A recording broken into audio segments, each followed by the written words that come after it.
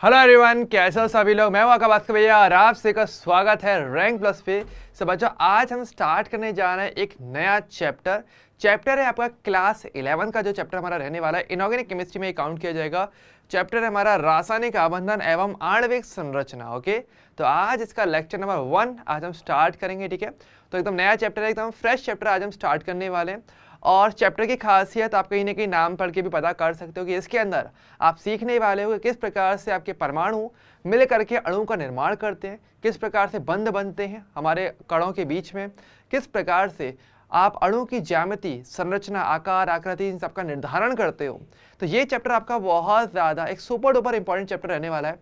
इसके अंदर बहुत ज़्यादा शानदार कॉन्सेप्ट है, एक से बढ़कर एक, जो कि काफ़ी एक्सपेक्टेड, जो काफ़ी उम्मीद देते हैं कि भाई यहाँ से क्वेश्चंस आ सकते हैं। काफ़ी सारे क्वेश्चंस इस चैप्टर से बन जाते हैं। ठीक है, तो जैसे ये चैप्टर हमें काफ़ी अच्छे तरीके से पढ़ना है। इवन आपके पूरी केमिस्ट्री में कहीं पर भी अगर संरचना की बात की जाती है, चाहे वो ऑर्गेनिक केमिस्ट्री का पार्ट है, चाहे वो इनऑर्गेनिक केमिस्ट्री का कोई यौगिक क्यों ना हो, ये चैप्टर बहुत ज़्यादा योगदान देने वाला होगा उन सभी संरचनाओं को समझने के लिए। ठीक है, so first of all good evening everyone, good evening. तो चैप्टर काफ़ी इंपॉर्टेंट है, फटाफट से सभी लोग आ जाइए, फिर हम आज के सेशन को स्टार्ट करेंगे। ठीक है, आगे चलिए। गुड इवनिंग शिवांश, शिव, रिया, मुस्कान, कैसे हैं सभी लोग। हाँ चलिए, सो पहले मुझे बता दीजिए, जो कल आपको पता होगा, कल जैसे हमारा रासायनिक बलगति का चैप्टर हमारा समाप्त हुआ है। ठीक है, जो 12th क्लास का चैप्टर था हमारा फिजिकल केमिस्ट्री का लास्ट चैप्टर। तो मेरा सवाल पहले इतना है कि क्या आपको किसी भी टॉपिक में पहले कोई डाउट है तो पहले आप आराम से उसे बता सकते हैं। पहले स्टार्टिंग के टाइम पे हम उनको डिस्कस करेंगे और उसके बाद फिर हम इस चैप्टर की शुरुआत करेंगे, पूरा बेसिक से पढ़ने वाले हैं। ठीक है, और आज के जो मेन टॉपिक हैं जो हम कवर करेंगे, 3 टॉपिक मुझे यहाँ पे आज मुख्य तौर पे कवर करने हैं। ठीक है, एक आयनिक और हमारे जो सह संयोजक बंध होते हैं इनके बारे में हम जानेंगे, मतलब ओवरऑल पढ़ते हुए चलेंगे बेसिक से, और ये 2 टॉपिक्स हम समझेंगे। इसके अलावा रासायनिक आबंध के लिए जो कॉसेल और लुईस अवधारणा होती है वो हम थोड़ा देखेंगे, और साथ ही साथ हम देखेंगे अष्टक नियम क्या है और उसकी सीमाएं क्या होती हैं। ये सारी बातें हम आज के लेक्चर में ओवरऑल कवर करने वाले हैं। ठीक है, सो पहले मुझे बता दीजिए भाई, क्या किसी को पहले किसी भी टॉपिक पे या किसी भी डीएसए का अगर कोई डाउट है तो पहले आप वो कमेंट करिए। ठीक है, अगर नहीं है तो आप थम्स अप दिखाते हुए चल सकते हो, एंड फिर हम इस टॉपिक को या इस चैप्टर को ओवरऑल आज स्टार्ट कर सकते हैं। ठीक है, ओके अच्छा, अभी तो कोई डाउट नहीं है किसी भी टॉपिक में। ठीक है, मुस्कान कह रहे हैं कि ट्यूसडे को पूछेंगे, कोई डाउट हुआ तो। शिव कह रहे हैं डीएसए सेकंड का 3rd क्वेश्चन बता दीजिए। ओके ठीक है, एंड और लोग भी प्लीज़ कमेंट करते हुए चला। मैं कमेंट्स लगातार देख रहा हूँ, तो ये मत सोचना कमेंट नहीं देख रहे। ठीक है, good evening Nikita, good evening, कैसे हो। ओके, देखो ऑर्गेनिक वाला पार्ट हम स्टार्ट करेंगे, ऑर्गेनिक अभी नहीं करेंगे। ठीक है, ऑर्गेनिक हम करेंगे तो एक पैटर्न है, एक चैप्टर का सीक्वेंस मैंने सोच के रखा हुआ है। ऑर्गेनिक जब हम स्टार्ट करेंगे तो वो हम करेंगे एक साथ ही, पूरा ऑर्गेनिक में एक साथ ही पढ़ने वाले हैं। ठीक है, ठीक है, तो आराम से पढ़ेंगे, ऑर्गेनिक की चिंता मत करना, उसके लिए अभी टाइम है हमारे पास। ठीक है, आरएनएस इक्वेशन में थोड़ा बहुत डाउट है। हाँ चलो ठीक है, वो मैं थोड़ा सा और उसका हल्का सा गाइड कर दूंगा आपको, पर अभी के लिए जैसे डीएसए जो आया हुआ है, पहले कौन सा डीएसए सेकेंड का क्वेश्चन 3rd, चलो पहले एक बार से चेक कर लेते हैं ना कि क्वेश्चन क्या एग्जैक्टली हमारा। और अगर किसी ने और सॉल्व किया हो तो वो भी आप कमेंट कर सकते हो कि भैया हमने ये क्वेश्चन सॉल्व किया हुआ है, तो आप वो भी कमेंट करके बता सकते हो। ठीक है, तो आपका डीएसए नंबर 2 ना, 1 मिनट दीजिए मुझे, मैं थोड़ा सा चेक कर लेता हूँ।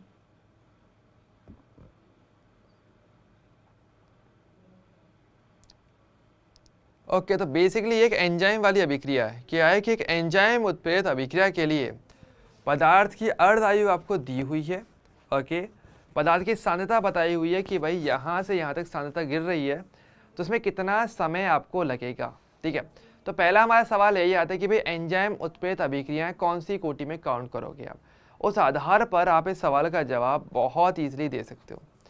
सो पहले तो बताइए भाई, क्या लगता है एंजाइम उत्प्रेरित अभिक्रियाएं कौन सी कोटि में मैंने लिखवाई हैं। ठीक है, अच्छा, पर ये वाला शायद हम पहले ही डिस्कस कर चुके हैं ना, जितना मुझे याद है ये वाला क्वेश्चन पहले ही डिस्कस किया जा चुका है। शायद ये आपका प्रथम कोटि के हिसाब से होने वाला है इस सवाल का जवाब, जितना मुझे याद है। लास्ट टाइम हमने ऐसा डिस्कस किया था, शिव शायद आप ही नहीं किया था या किसी और ने किया था, पर ये क्वेश्चन हम ऑलरेडी डिस्कस कर चुके हैं। और सॉरी, अच्छा question number 3rd, question 3rd आपने पूछा। हाँ सॉरी क्वेश्चन नंबर 3rd है। हाँ, तो क्वेश्चन क्या है हमारा, क्वेश्चन ये है कि A + B आपका उत्पाद बना रहा है, अभिक्रिया की दर को दुगनी हो जाती है यदि B की सांद्रता को डबल कर दो, और दर 8 गुना उड़ जाती है अगर दोनों की सांद्रता को डबल किया जाए। तो दर नियम क्या होगा। तो चाहे ऐसा ही क्वेश्चन मैंने सिमिलर शायद आपको कल भी दिया ही था, है ना। चलो इस वाले को सॉल्व कर लेते हैं। एक छोटा सा क्वेश्चन है आपका केमिकल काइनेटिक्स जो चैप्टर है उसका DSA नंबर 2 और इसका क्वेश्चन नंबर 3, ठीक है। तो अभी हम ये थोड़ा सा डिस्कस कर लेते हैं, फिर हम अपने चैप्टर को स्टार्ट करेंगे, ठीक है।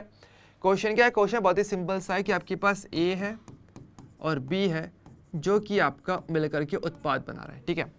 और यहाँ पर 2 पॉइंट्स लिखिए। देखो 2 पॉइंट्स को लिखने से पहले ध्यान दो, जैसे कि आपको यहाँ पर बोला जा रहा है कि भाई अगर इनकी सांद्रता में परिवर्तन करेंगे तो वेग बदलेगा, ठीक है।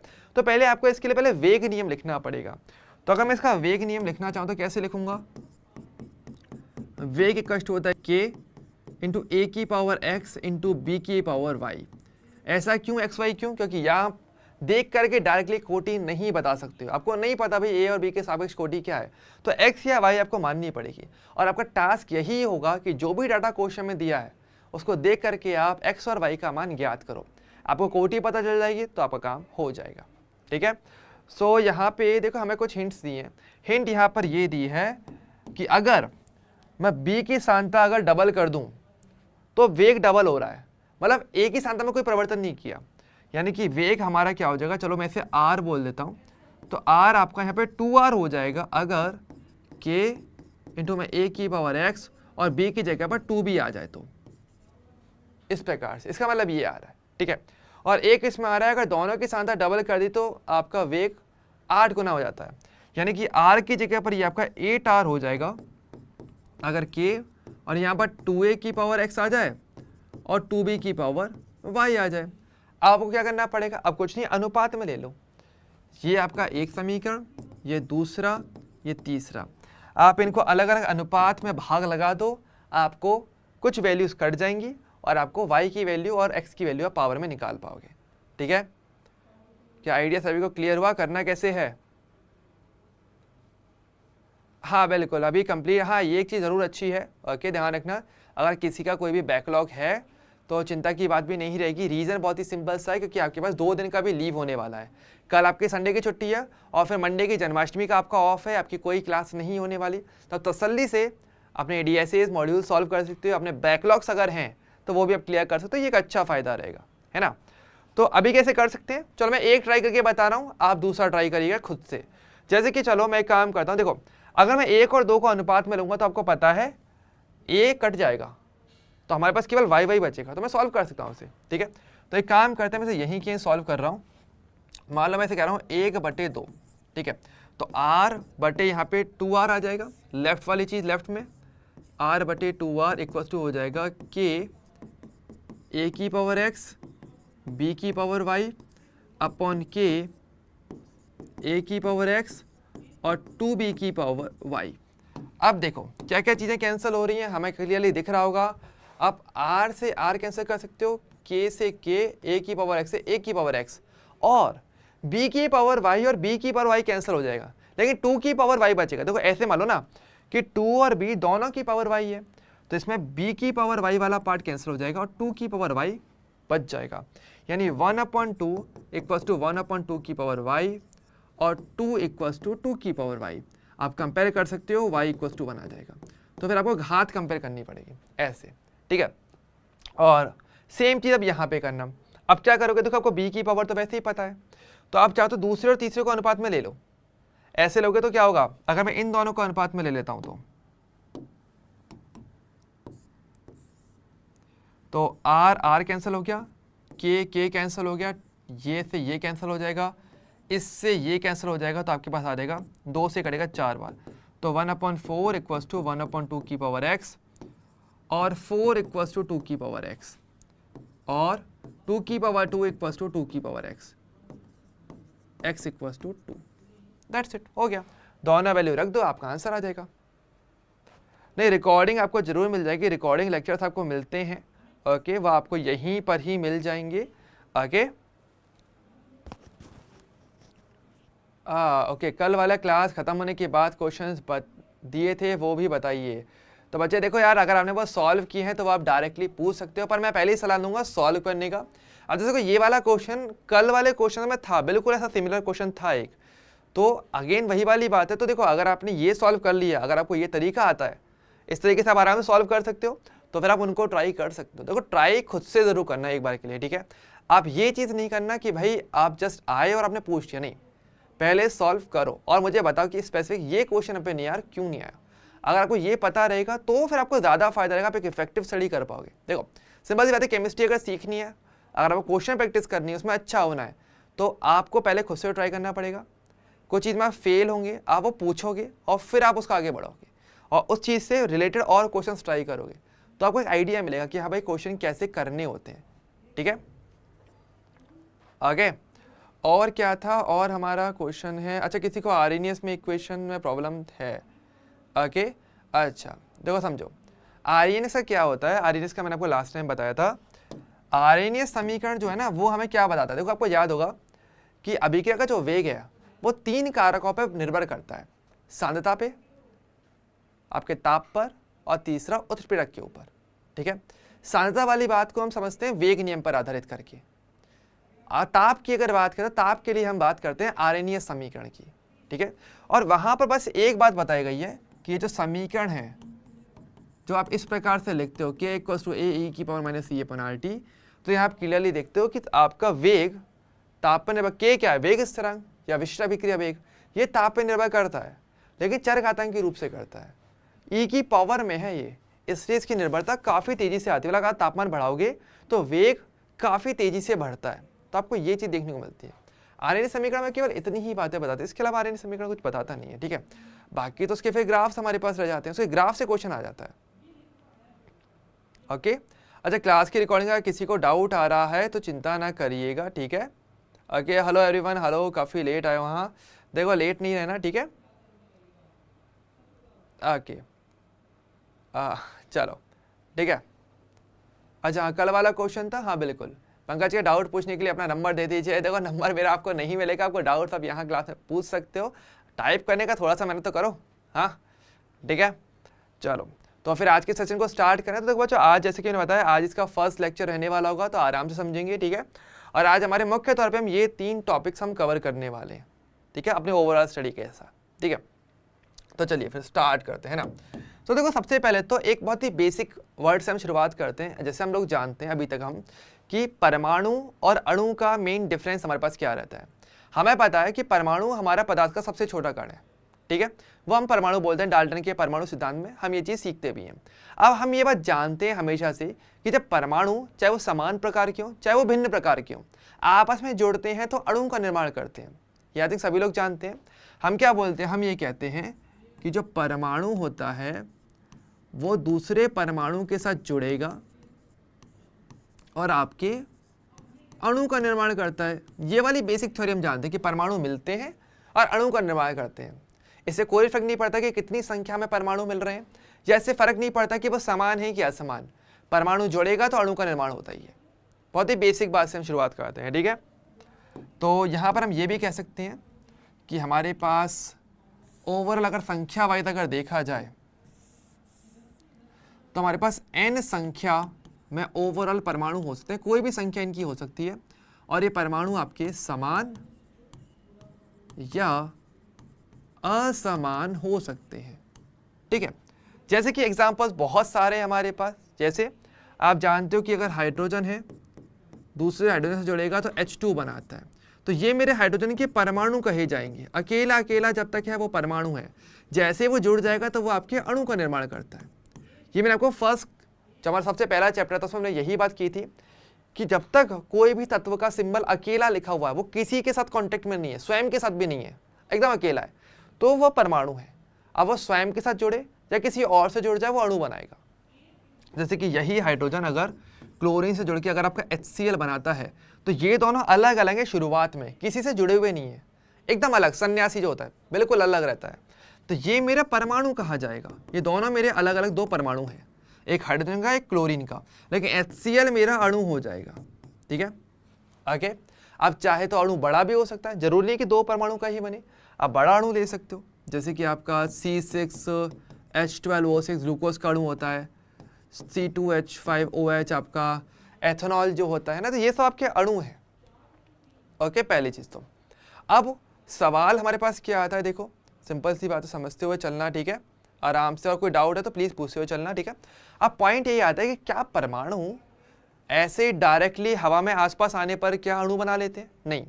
अगर अणु बन रहा है इसका मतलब ये है कि वो जो परमाणु हैं उनके बीच में कुछ ना कुछ एक आकर्षण बल काम करेगा जो उन परमाणुओं को जोड़ के रखेगा। क्योंकि देखो स्टार्टिंग में क्या था, हाइड्रोजन का एक परमाणु यहाँ पर एक कोने पे, क्लोरीन का एक परमाणु यहाँ पर है।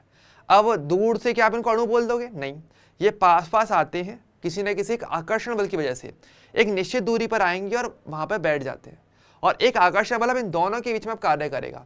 उस आकर्षण बल को जो परमाणु को बांध के रखता है और अणु ओवरऑल बन जाता है, जिससे उस आकर्षण बल को आप कहते हो रासायनिक बंध, यानी केमिकल बॉन्ड। ओके, तो इसको हम ऐसे परिभाषित करते हैं कि जैसे कि मेरे पास एक हाइड्रोजन का परमाणु यहाँ पर है, एक दूसरा हाइड्रोजन का परमाणु यहाँ पर है, जो एक निश्चित दूरी पर है, कहीं ना कहीं दूर दूर होंगे, स्टार्टिंग में तो परमाणु अलग अलग ही रहते हैं, गैस की तरह मान लो, ये इसके करीब आ रहा है, ये इसके करीब आ रहा है, और एक निश्चित समय के बाद क्या होगा, ये दोनों आपस में एक निश्चित दूरी पर आकर के बैठ जाते हैं और इनके मध्य एक सही मात्रा में आकर्षण बल कार्य करेगा। ठीक है, तो जैसे कि क्या होगा, तो एक दूसरे के करीब आएंगे, एक हाइड्रोजन परमाणु और यहां पर आ जाएगा आपके पास दूसरा वाला जो आपका हाइड्रोजन परमाणु है। अब यहां पर क्या है, अब इन दोनों परमाणुओं के मध्य अब एक आकर्षण बल कार्य करेगा। अब क्या होगा, ये दोनों जुड़े होंगे एक आकर्षण बल से, और उस आकर्षण बल को केमिस्ट्री में आप कहते हो रासायनिक बंध। उसी आकर्षण बल को आप केमिस्ट्री में रासायनिक बंध यानी कि केमिकल बॉन्ड कहते हो। ठीक है, तो यह आकर्षण बल होता है जो परमाणुओं को बांध के रखने के लिए जिम्मेदार होता है, जिससे वो अणु रूप में रह पाते हैं। ओके, वरना वही वाली बात हो जाएगी, परमाणु फिर से अलग अलग हो जाएंगे। अगर आकर्षण बल कार्य नहीं करेगा तो परमाणु तो तुरंत अलग अलग हो जाएंगे। तो उनको बांध के रखने वाला आकर्षण बल ही आपका रासायनिक बंध कहलाता है। पहली चीज तो हमारे पास ये आता है। ओके, क्या चीज क्लियर होते हुए चल रही है तो मुझे बताते हुए चलना, ठीक है, थम्स अप दिखाते हुए चलना अगर चीजें क्लियर है तो।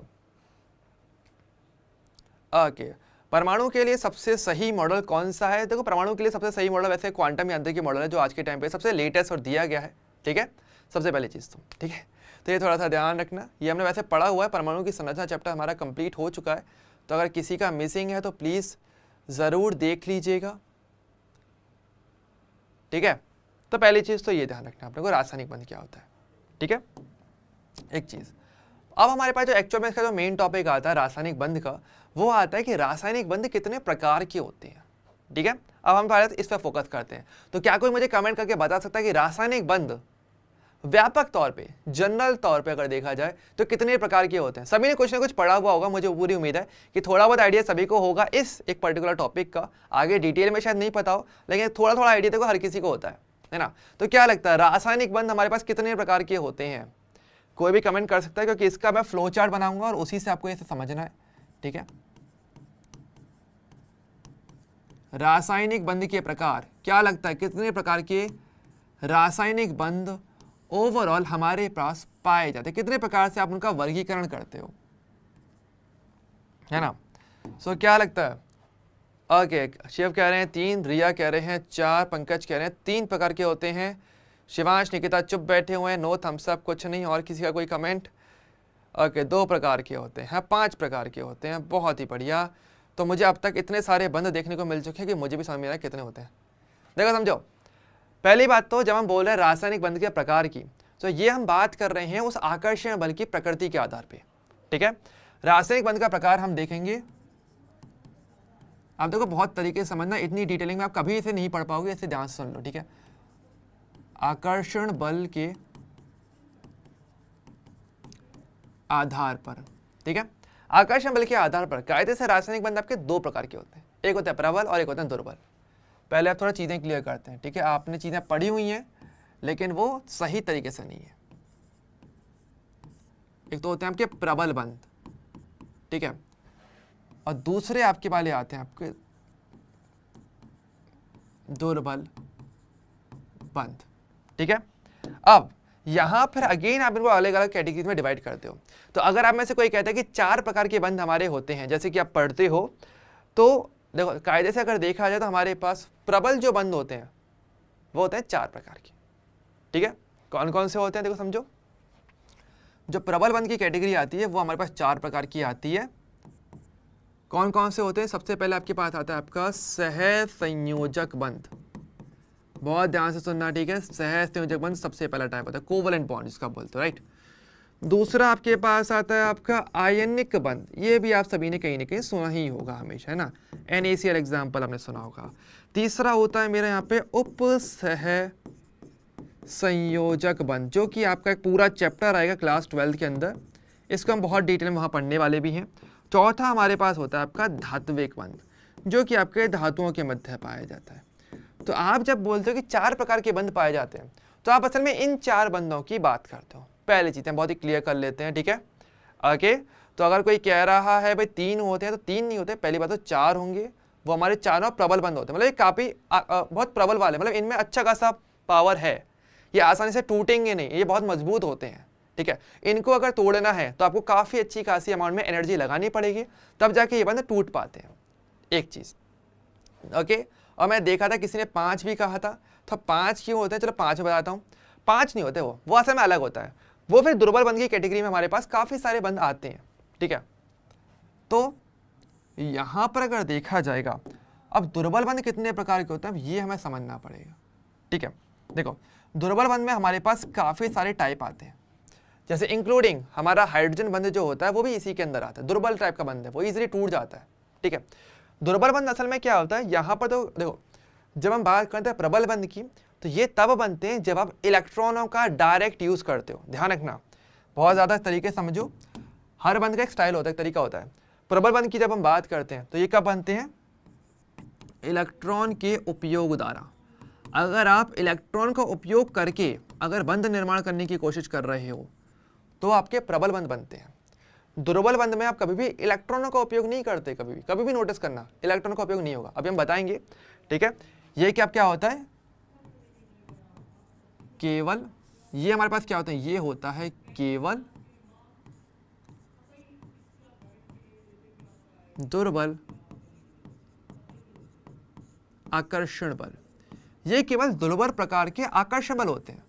जैसे कि हाइड्रोजन बंध में आपको याद होगा, एग्जांपल लेकर चलता हूं। हाइड्रोजन बंध में आपको पता है इलेक्ट्रॉनों का प्रयोग नहीं करते हम, केवल हमारा हाइड्रोजन 2 अधिक विद्युतरणीय परमाणु के मध्य होता है, जिसमें वो एक से आकर्षण बल से जुड़ता है, दुर्बल आकर्षण बल से। तो वो दुर्बल बंध असल में इलेक्ट्रॉनों का उपयोग हमने नहीं किया है। तो अब यहाँ पर कौन कौन से टाइप आते हैं, यहाँ पे भी चलो टाइप समझ लो एक बार के लिए।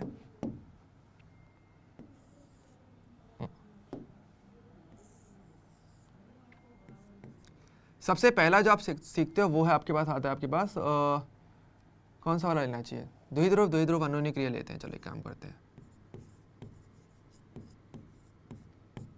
द्विध्रुव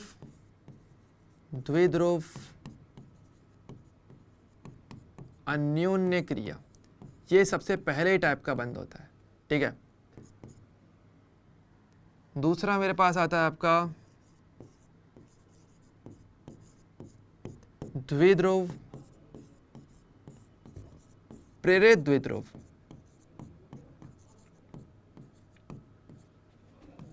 अन्योन्य क्रिया, ये हमारा सेकंड कैटेगरी आती है इसकी, ठीक है।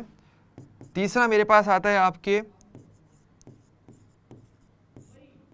लंदन बल, या जिसको आप वांडर वाल बंध भी बोलते हो। ये वाला आई थिंक सभी ने सुना होगा, वांडर वाल बल, तो है ना। चौथा मेरे पास इसमें आता है मेरा, जो सभी हालों को जानता ही है, हाइड्रोजन बंध, ठीक है। तो ये हमारे दुर्बल के अंदर आते हैं। ये सभी काफी वीक हैं, इन सब में केवल हल्का फुल्का आकर्षण बल रहता है, जिससे कारण थोड़े पास पास रह जाते हैं।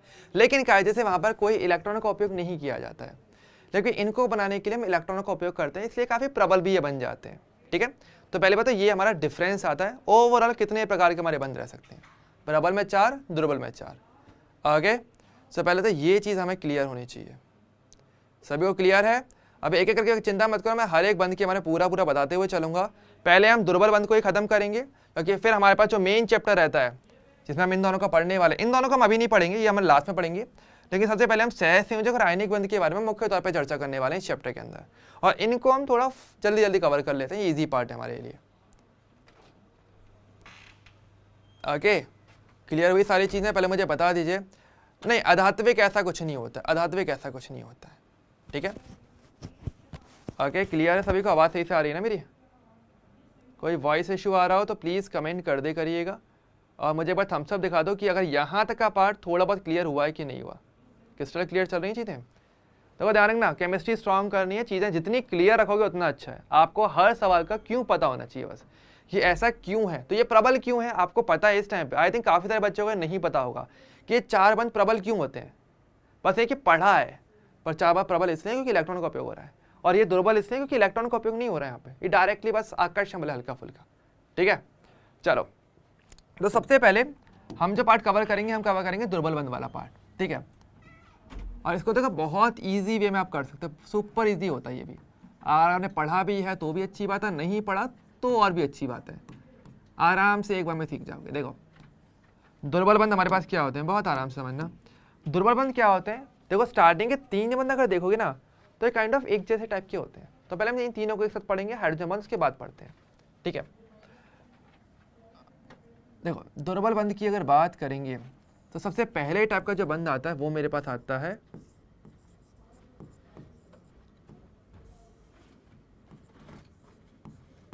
द्विध्रुव, द्विध्रुव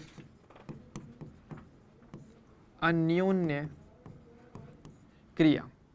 तो ये वाला जो पॉइंट है, अन्योन्य क्रिया मतलब कि इंटरैक्शन, मतलब कि दो ऐसे कण एक दूसरे के आसपास आ जाएं जिनके पास द्विध्रुव होता है, जो पोलर होते हैं, जो ध्रुवीय अणु होते हैं। देखो ध्यान दो, ये जो बंध बनता है, ये बंध बनता है ध्रुवीय अणुओं के मध्य,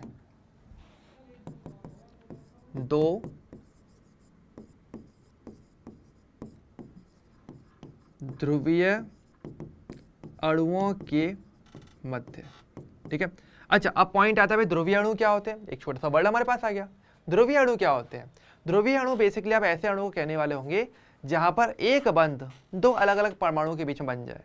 जैसे तो समझो, ये वैसे कॉन्सेप्ट आगे भी आता है तो मैं अभी थोड़ा समझा रहा हूँ, इसे समझ लेना बहुत अच्छे तरीके से। एक वर्ड आता है हमारे पास ध्रुवीय अणु, इसका मतलब क्या होता है पहले ये क्लियर कर लेते हैं थोड़ा सा।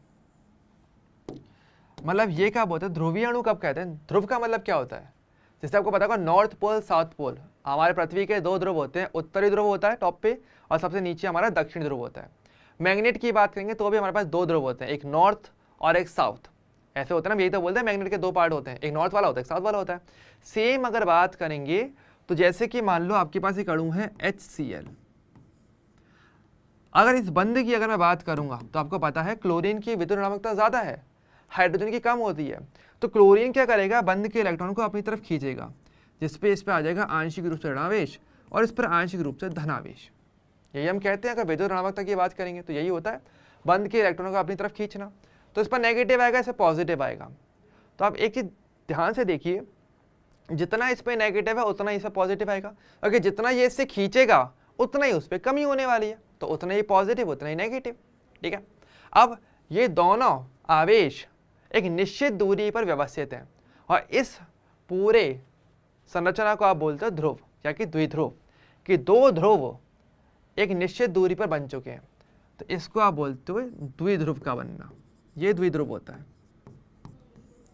2 ध्रुव, 2 आवेश एक समान परिमाण के आवेश निश्चित दूरी पर आ जाए, इसको द्विध्रुव कहते हैं, ठीक है।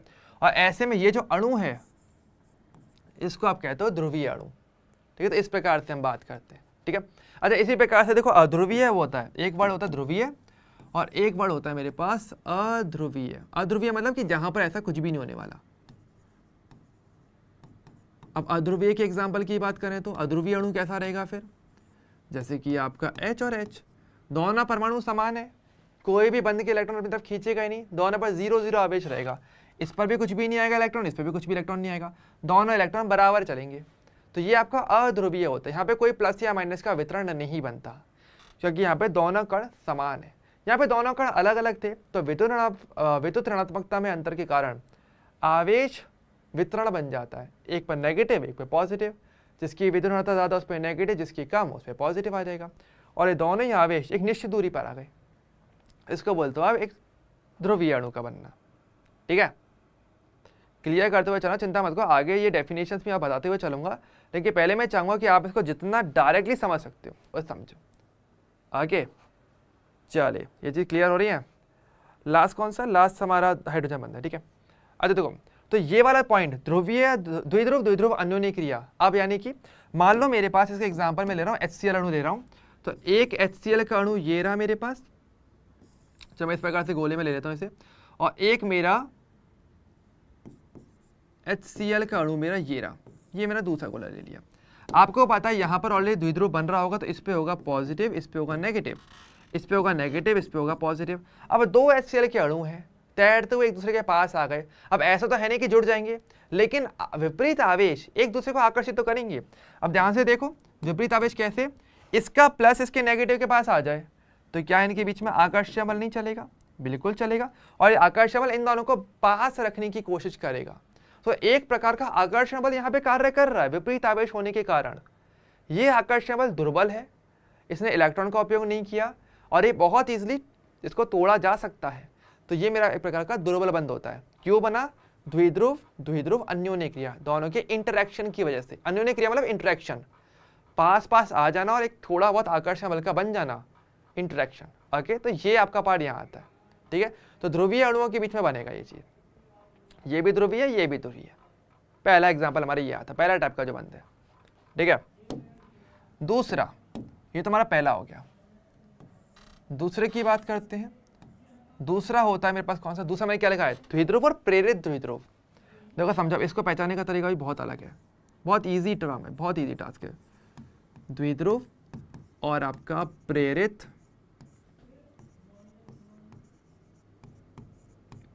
द्विध्रुव अन्योन्य क्रिया, ठीक है। अच्छा, अब ये कब देखने को मिलता है द्विध्रुव और प्रेरित द्विध्रुव का कॉन्सेप्ट? ये कॉन्सेप्ट तब आता है आपके पास एक द्विध्रुव होगा और एक होगा एक अध्रुवीय कण। ध्यान रखना, ये कब आता है, देखो ध्यान दो, ये वाला कॉन्सेप्ट आता है आपके पास कि एक ध्रुवीय तथा एक अध्रुवीय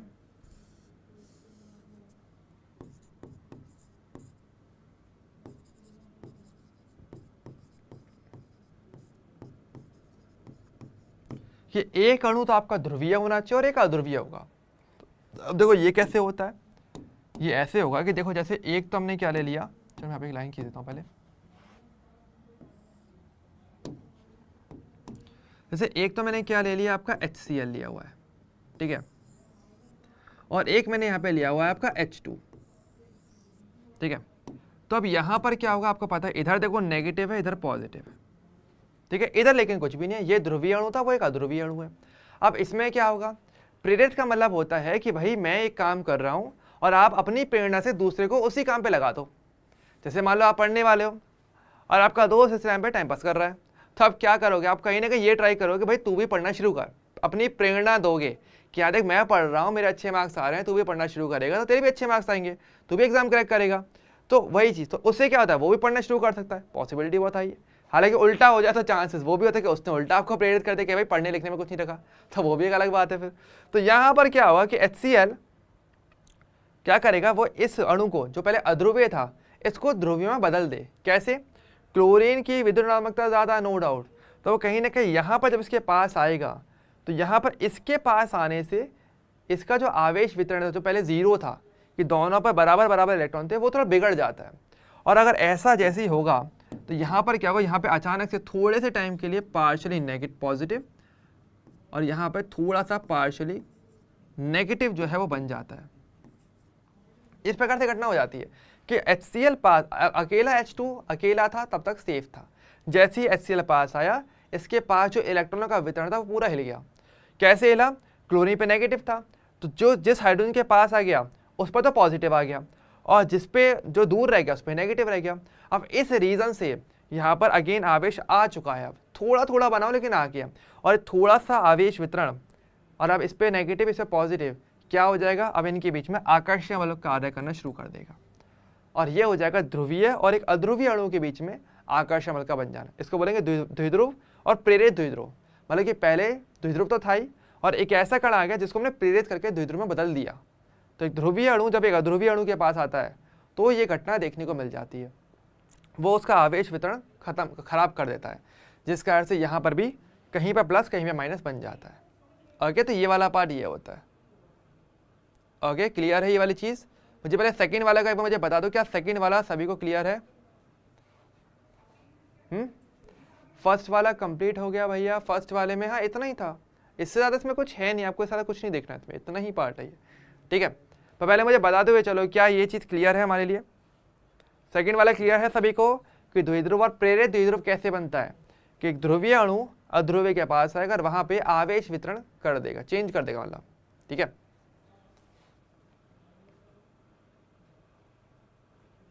आराम से देख लो और मुझे बस थम्स अप दिखाते हुए चलो कि हाँ भाई क्लियर है।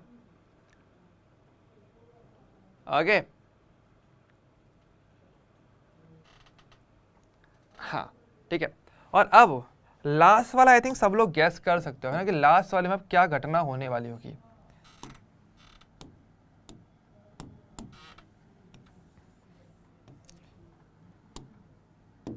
लास्ट वाला कौन सा है मेरा? लास्ट वाला है मेरा लंदन वल या वंडरवाल बंद। ये कब देखने को मिलता है? देखो समझो इस वाले कॉन्सेप्ट क्या है। इस वाले कॉन्सेप्ट बहुत ही सिंपल सा है, अब आप खुद ही हिसाब लगाओ कि किस किस के बीच में बनेगा। ये बन रहा है दो ध्रुवीय अणुओं के बीच में, ये बन रहा है एक ध्रुवीय एक अध्रुवीय, तब ये किस में बनेगा? दो अध्रुवीय के बीच में। ये क्या देखने को मिलता है? दो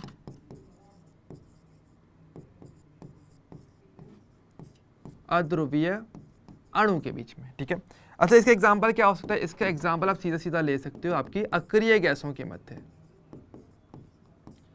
कि आपकी जो भी अक्रिय गैसें हैं उनके बीच में ये पाया जाएगा, या जो भी हमारे अन्य अध्रुवीय अणु हैं जैसे कि H2 के बीच में मिल जाए, है ना। तो जैसे कि अगर हम बात करेंगे एग्जाम्पल में, जैसे कि एक मेरे पास हीलियम का कण ये रहा, दूसरा मेरे पास हीलियम का कण यहाँ पर आ गया। अब आपको पता है कि भाई किसी प्रकार की कोई भी रिएक्शन नहीं करते हैं, अक्रिय रहते हैं, आकर्षण भी नहीं करते किसी को, लेकिन फिर भी जैसे हम बात करते हैं गुरुत्वाकर्षण की, हम बात करते हैं गुरुत्वाकर्षण में क्या होता है हमारे पास कि भाई ऐसा तो है नहीं कि पृथ्वी ने चांद को आवेश की वजह से पकड़ के रखा हुआ है अपने पास, नहीं, पर फिर भी द्रव्यमान भी दूसरे द्रव्यमान को आकर्षित करता है। यानी एक बड़े आकार का कण एक दूसरे बड़े आकार के कण को आकर्षित कर रहा है, जिसको आप गुरुत्वाकर्षण नाम दे देते हो। सेम गुरुत्वाकर्षण का एक बहुत ही छोटा वर्धन जो आपके इन परमाणुओं के मध्य लग रहा है, वो आपका वांडावाल बल है। यानी वांडावाल जो साइंटिस्ट है उन्होंने कहा था कि जैसे गुरुत्वाकर्षण बल है कणों के मध्य कार्य तो करता है ना, अब कण बहुत बड़े आकार का, तो आपको सीधे सीधे उसका प्रमाण दिख जाता है कि चलो ठीक है भाई चंद्रमा चक्कर तो लगा रहा है, या सूर्य ग्रह मतलब ग्रह जो है वो सूर्य के चक्कर लगा रहे हैं इस टाइप से, तो वो बड़े आकार, तो कण अपने आप में आकर्षण बल खुद का बनाता ही बनाता है। तो चाहे कण हमारा गैस का ही क्यों ना, चाहे कितना ही छोटा हो, अध्रुवीय कण हो, लेकिन तब भी इनके मध्य कुछ ना कुछ हल्का फुल्का आकर्षण बल रहते ही रहता है, चाहे हम उसे एकदम नगण्य मान के छोड़ सकते हैं लेकिन रहेगा जरूर। तो इनके बीच में भी एक हल्का फुल्का ही सही पर आकर्षण बल लगता ही लगता है, और उसका बोलते हो लंदन या फिर वांडावाल बल। ये आपका तीसरा कैटेगरी होता है। ओके, तो ये आपके अध्रुवीय अणुओं के मध्य लगता है, तो अक्रिय गैसों के मध्य बेसिकली वांडावाल बल लगेगा। और आगे जाकर के जब हम आगे बढ़ेंगे तो यही बल का नाम फिर से आपका आने वाला होगा। ठीक है, तो ये हमारा तीसरा टाइप होता है। ओके, क्लियर है हमारे लिए ये वाली चीज सारी? ओके, साहिल लेट हो गए। हाँ चलो, लेट नहीं होना, तभी तो कहा था लेट नहीं होना, लेट नहीं होना होता है। ठीक है, तो ये हमारा तीसरा टाइप होता है।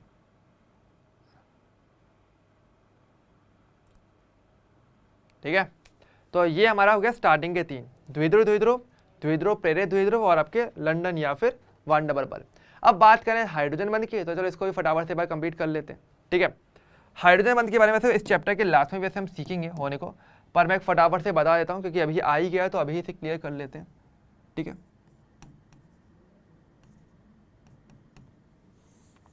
चलो मैं यहाँ लिख साइड में।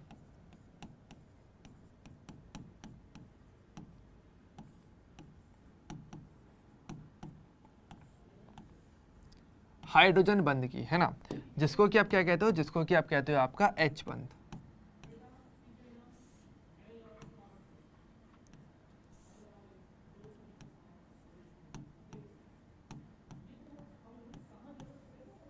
ठीक है, अब देखो ये बंध कब बनता है, ये बंध भी अगेन इसमें किसी प्रकार के इलेक्ट्रॉन का उपयोग नहीं कर रहे, पर ये बंध बनता है, आकर्षण बल है केवल और कुछ नहीं है। कैसे? जब आपका हाइड्रोजन परमाणु दो अधिक विद्युत ऋणात्मक परमाणुओं के बीच में आ जाए, जिसमें एक से वो जुड़ेगा सहसंयोजक बल से, जो हम आगे देखते हैं वैसे, और एक से जुड़ता है केवल दुर्बल आकर्षण बल से, तो वो आपका हाइड्रोजन बॉन्ड होता है। इसका मैं सिर्फ एग्जांपल आपको बता रहा हूँ अभी के लिए, एक सिंगल एग्जांपल बता रहा हूँ अभी तो, जैसे कि क्या ले सकते हैं, जैसे कि अमोनिया ले सकते हैं, HF ले लेते हैं, काम करते हैं। जैसे कि HF है, HF का एक अणु ये रहा और HF का हाइड्रोजन फ्लोराइड का दूसरा अणु ये रहा। अब यहाँ पर क्या हो रहा है, यहाँ पर ये कि देखो इस तरफ ये जो बंध है ये फिलहाल आपका सहसंयोजक बंध है। अभी कैसे बन रहा है वो देखो हम आगे देख लेंगे अभी, बाकी इसके बाद मुझे इसी कॉन्सेप्ट पर ही आना है जो मेन कॉन्सेप्ट है। ये बंध सहसंयोजक है, ये भी हमारा सहसंयोजक ही है। लेकिन अब यहाँ पर आप किसी भी इस हाइड्रोजन परमाणु को चलो हम पकड़ते हैं, ये हाइड्रोजन परमाणु है। अब ये हाइड्रोजन परमाणु एक प्रबल विद्युत प्रबल विद्युत ऋणात्मक तत्व के साथ सहसंयोजक बंध से जुड़ा हुआ है ऑलरेडी, पर दूसरा जो एक प्रबल विद्युत ऋणात्मक जो तत्व है उसके मध्य में आ रहा है। तो क्या होगा, तो होगा ये कि इनके बीच में एक हल्का हल्का आकर्षण बल स्टार्ट हो जाएगा बनना। अगर इस पर नेगेटिव रहेगा, इस पर पॉजिटिव रहेगा। ध्यान से देखो, आपको पता है यहाँ पर फ्लोरीन पर अगर देखा जाएगा तो यहाँ पे पार्शियली पॉजिटिव, यहाँ पे पार्शियली नेगेटिव, यहाँ पे पार्शियली पॉजिटिव, यहाँ पे पार्शियली नेगेटिव, क्योंकि विद्युत ऋणात्मकता में अंतर काफ़ी ज़्यादा है। फ्लोरीन इलेक्ट्रॉन खींचेगा तो इस पर नेगेटिव से पॉजिटिव से नेगेटिव से पॉजिटिव, तो अगेन विपरीत आवेश की वजह से आकर्षण बल बनना शुरू हो जाता है। और यहाँ पर ये जो आकर्षण बल बना है यही क्या है, मेरा हाइड्रोजन बंध, उसी को आप हाइड्रोजन बंध कहते हो। ठीक है, तो इस बार आता है। तो हाइड्रोजन बंध पहली बात तो कब का बनता है, सिर्फ 3 परमाणुओं के केस में ऐसा बनता है। मतलब हाइड्रोजन किस किस के बीच में होगा तो बन जाएगा, एक तो फ्लोरीन, ऑक्सीजन और नाइट्रोजन। ठीक है, तो इसकी ट्रिक भी आपको पता ही है, जैसे कि हम बोलते हैं कि फोन, इसको क्या बोलते हो, फोन के बीच में होगा।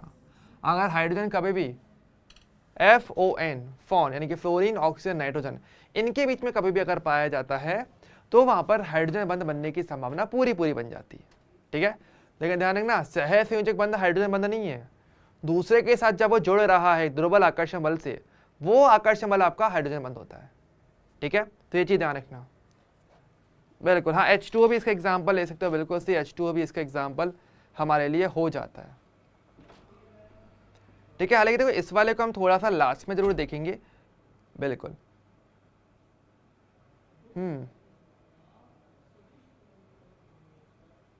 ओके, क्लियर है। तो इसके बारे में हम थोड़ा सा और डिटेल में पढ़ेंगे, अभी नहीं पढ़ेंगे, ये वाला पार्ट हम धीरे धीरे करके आगे बढ़ाएंगे, क्योंकि ये आपके पास अलग से क्वेश्चन देता है, नो डाउट आपका देगा, तो इसको थोड़ा सा डिटेलिंग में हमें पढ़ना है। पर अभी के लिए इतना पार्ट काफ़ी रहेगा हमारे लिए। ठीक है, बेसिक आइडिया के तौर पे आगे पढ़ेंगे इसको हम डिटेल में। तो ये हमारे चारों टाइप के हमारे दुर्बल बंध हो जाते हैं।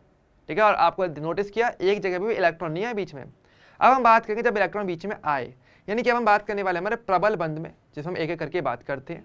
ठीक है, तो पहले एक बेसिक आइडिया मैं आपको लेकर के चलता हूँ और फिर हम एक एक करके सहसंयोजक बंध या उससे आधारित बात करने वाले हैं। सो अगर हम बात करेंगे, अब मेरे पास प्रबल बंध की अगर हम बात करेंगे तो यहाँ पे जो मेरा सबसे पहला टाइप आता है वो कौन सा आता है, सबसे पहला टाइप मेरे पास आता है आपका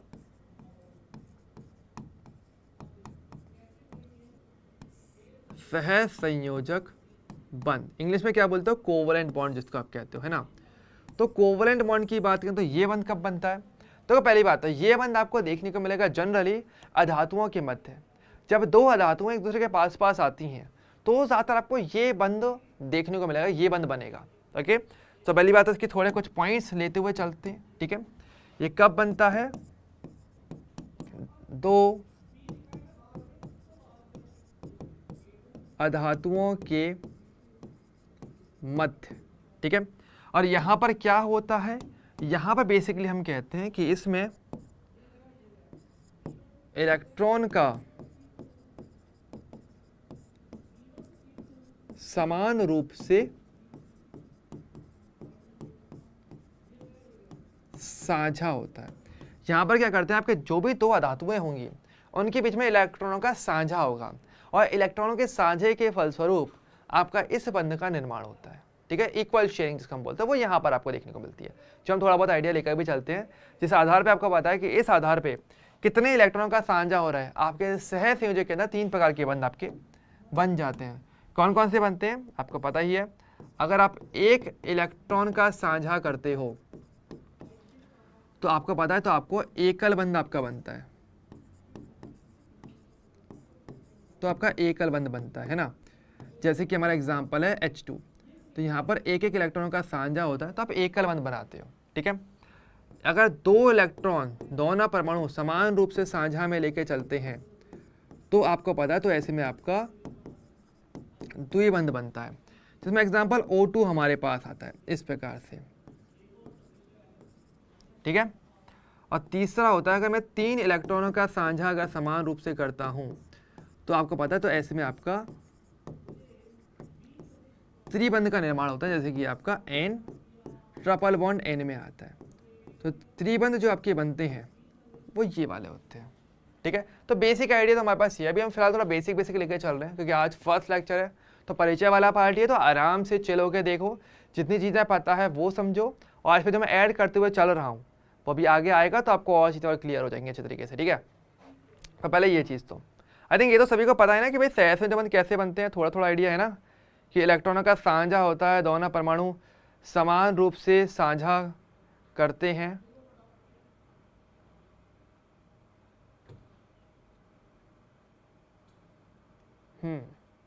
हाँ बिल्कुल, ठीक है।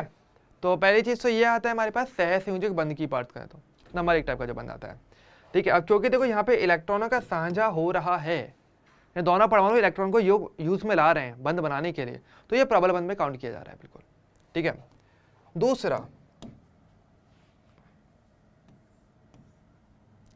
दूसरा है मेरे पास आपका आयनिक बंध। देखो आयनिक बंध कब बनता है इसका भी चलो क्लियर करते हैं। आयनिक बंध की बात करेंगे तो ये कब बनता है, ये बनता है आपके धातु तथा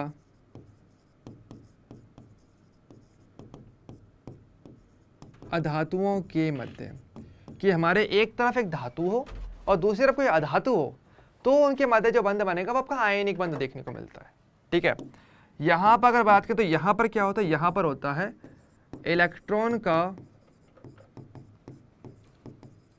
पूर्ण स्थानांतरण, ओके, कि इलेक्ट्रॉन पूरी तरीके से एक परमाणु से दूसरे परमाणु पर चला जाता है, तो फिर आपका ये वाला बंध देखने को मिलता है, ठीक है।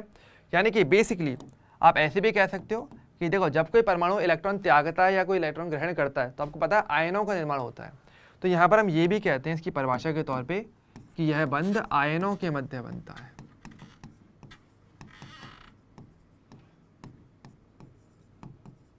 तो इसलिए इसको आयनिक बंध भी कहते हैं। इसका नाम ऐसे भी आता है आयनिक बंध, आयन के मध्य बंध। तो वही ना केमिस्ट्री में बताया ना कि अगर केमिस्ट्री में अगर आपकी हिंदी के संधि विच्छेद या समास विग्रह अगर थोड़े अच्छे हैं तो आप ज़्यादातर वर्ड्स के मीनिंग खुद से पता कर सकते हो। उसका मीनिंग क्या है, मतलब ये निकला आयनिक बंध, आयनों के मध्य बंध, यहाँ पे छिपा हुआ है मीनिंग, तो वो मैंने यहाँ लिख दिया, ठीक है। तो आराम से क्लियरिटी से पढ़ सकते हो, कभी कंफ्यूज नहीं होंगे, ठीक है। अच्छा, इसके एग्जाम्पल की बात करेंगे तो इसके एग्जाम्पल में जैसे आप HCl ले सकते हो, नहीं HCl तो हमारा अधातु के बीच में आएगा, तो आप यहाँ पे ले सकते हो NaCl ले लेते हो। जैसे कि अगर हम बात करेंगे NaCl में, NaCl में आपको पता है कि Na पर प्लस होता है, Cl पर माइनस होता है, और इन दोनों आयनों के बीच में बंध बनता है, तो वो आपका आयनिक बंध में आता है, ठीक है। अभी तो मैंने फिलहाल आपको जैसे एग्जाम्पल यहाँ पे लिख दिया है, लेकिन इसको अभी हम आगे धीरे धीरे करके जब पढ़ेंगे प्रॉपरली आयनिक बंध के बारे में, तो इसको हम पूरा डिटेल में समझने वाले हैं, क्योंकि इसके अंदर आपके पास एक बहुत अच्छा क्वेश्चन आता है। क्वेश्चन आपका आता है जालक एंथैल्पी की गणना के बारे में, ओके, जिसमें आता है बॉर्न हैबर चक्र आता है आपके पास एक, तो वहाँ पर एक बहुत शानदार क्वेश्चन आपको देके जाता है। तो उसके लिए हमें थोड़ा सा आयनिक बंध के बारे में पूरी डिटेल में हमें पढ़ना पड़ेगा आगे जाके। अभी पहले एक बेसिक आइडिया लेके चल लो कि हाँ भाई कैसे कैसे बंध रहते हैं, ठीक है। 2 हमारे ये बंद हो गए, सहसंयोजक आयनिक। अब बात करें भाई उप सहसंयोजक धात्विक बंध, ये कब देखने को मिलते हैं, तो चलो इनका भी मैं हल्का हल्का आपके लिए लिखवा देता हूँ अभी तो, ठीक है। अगर हम बात करेंगे मेरे पास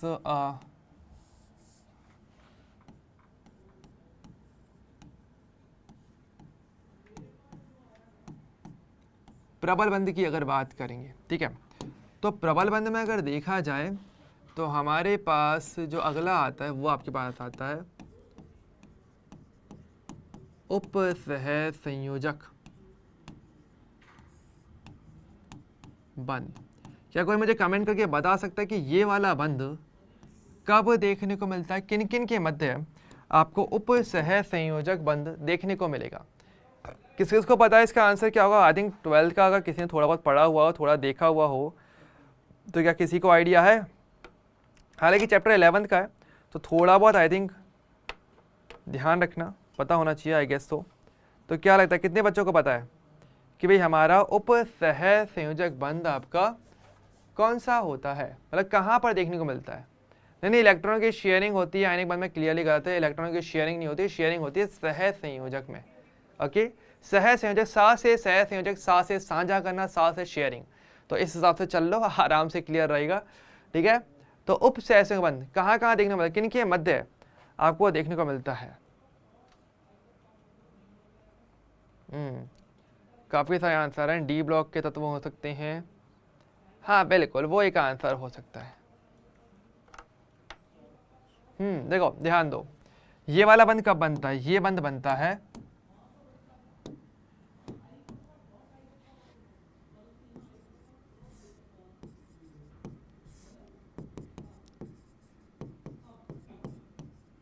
धातु तथा लिगेंड के मध्य। अगर मैं बहुत ही सही शब्द लूँ, ठीक है, धातु तथा लिगेंड के मध्य। लिगेंड क्या होता है? लिगेंड हमारे पास होता है बेसिकली ऐसे यौगिक या ऐसे अणु को लिगेंड कहते हैं जो लॉन पेयर दान करके बंध बनाते हैं। ये क्या होते हैं? यहाँ पे मैं इनकी डेफिनेशन लिख देता हूँ। लिगेंड क्या होते हैं? जो धातु को लॉन पेयर, हिंदी में क्या बोलते हो उसे? एकाकी इलेक्ट्रॉन युग्म दान करके बंध बनाते हैं।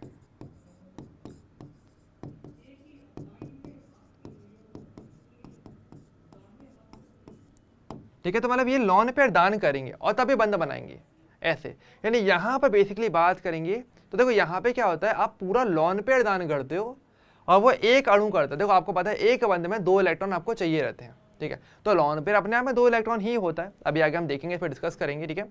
तो तब ये बंध बनता है, लेकिन वो देंगे एक ही परमाणु के द्वारा दिए जाते हैं, एक ही अणु के द्वारा या एक ही कण के द्वारा दिए जाते हैं, ठीक है। इसको आप लिगेंड कहते हो। तो ये वाला पार्ट यहाँ पर आता है, ठीक है। और लास्ट का चलो एग्जांपल मैं आपको बताता हूँ यहीं की। लास्ट हमारा कौन सा? वो है मेरा धात्विक बंध।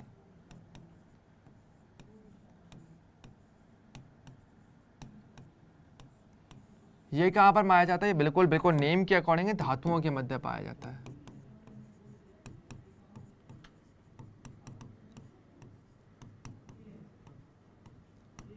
ठीक है, ये आपको धातुओं के मध्य पाया जाएगा, ठीक है। कोई भी धातु आप ले सकते हो, जैसे कि एग्जांपल में सोडियम धातु हो गया, Fe धातु हो गया, कॉपर हो गया, एटसेट्रा, जितनी भी धातुएं हैं उनके मध्य ये वाला बंध देखने को मिलेगा, ठीक है। कैसे रहेगा थोड़ा बहुत आइडिया मैं आपको आगे देते हुए चलूंगा जैसे हम आगे बढ़ेंगे, ठीक है। तो ये वाला पार्ट हम आगे देखेंगे, ओके। तो पहले तो एक बेसिक आइडिया लेके चल रहा हूँ कि हमारे पास कितने टाइप के ओवरऑल बंद रहते हैं। तो आई होप सभी को एक बेसिक आइडिया तो हो ही क्या होगा कि एक मिनिमम लेवल पे आपको इतना पता होना चाहिए, अगर मैं सही कहूँ कि भाई कितने प्रकार के बंद होते हैं। तो ये आपका एक्चुअल आइडिया होता है। क्लियर सभी को? बेसिक आइडिया तो आई थिंक सभी को क्लियर हो गया होगा, है ना। और धीरे धीरे करके देखो इसको हम थोड़ा और डिटेल में पढ़ते हुए चलेंगे, ठीक है।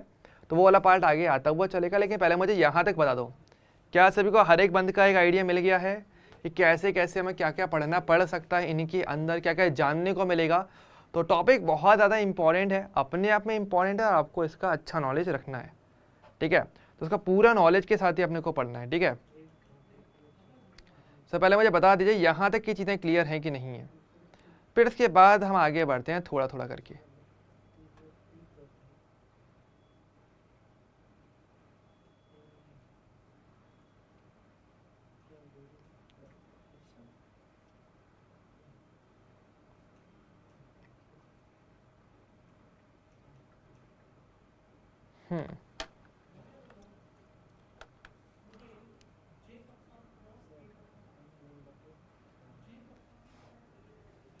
आगे डन है यहाँ तक का पार्ट हमारे लिए, ठीक है। चलो सो ये हमारा थोड़ा सा एक पड़ाव यहाँ पर क्लियर होता है। अब हम बात करते हैं, देखो थोड़ा सा पे करके हम बात करेंगे। सबसे पहले तो सबसे पहला जो एक्चुअल बंद हम सीखते हैं कि बंद कैसे बन रहा है या परमाणु बंद क्यों बना रहा है, इस सब के बारे में। देखो सिंपल सी बात है कि हम ये जानते हैं कि अकेला जो परमाणु होता है वो असल में अस्थायी होता है। तो परमाणु क्या करता है, कुछ ना कुछ करेगा और वो बंध निर्माण करने की कोशिश करता है। मुख्य तौर पे हम बात करने वाले हैं आपके प्रबल बंधों के तौर पे, ठीक है। तो परमाणु अस्थायी क्यों होता है, क्यों नहीं होता है, इस सब के बारे में सबसे पहले थोड़ा थोड़ा करके आपके लुईस और जो कॉसेल थे वो आए थे, उन्होंने सबसे पहले बताया था कि भाई परमाणु में आप इलेक्ट्रॉनों की व्यवस्था को कैसे प्रदर्शित करते हो, कि पहले ये बहुत ज़रूरी था, ठीक है। तो हम चलो थोड़ा थोड़ा करके हम बात करते हैं। हमारे पास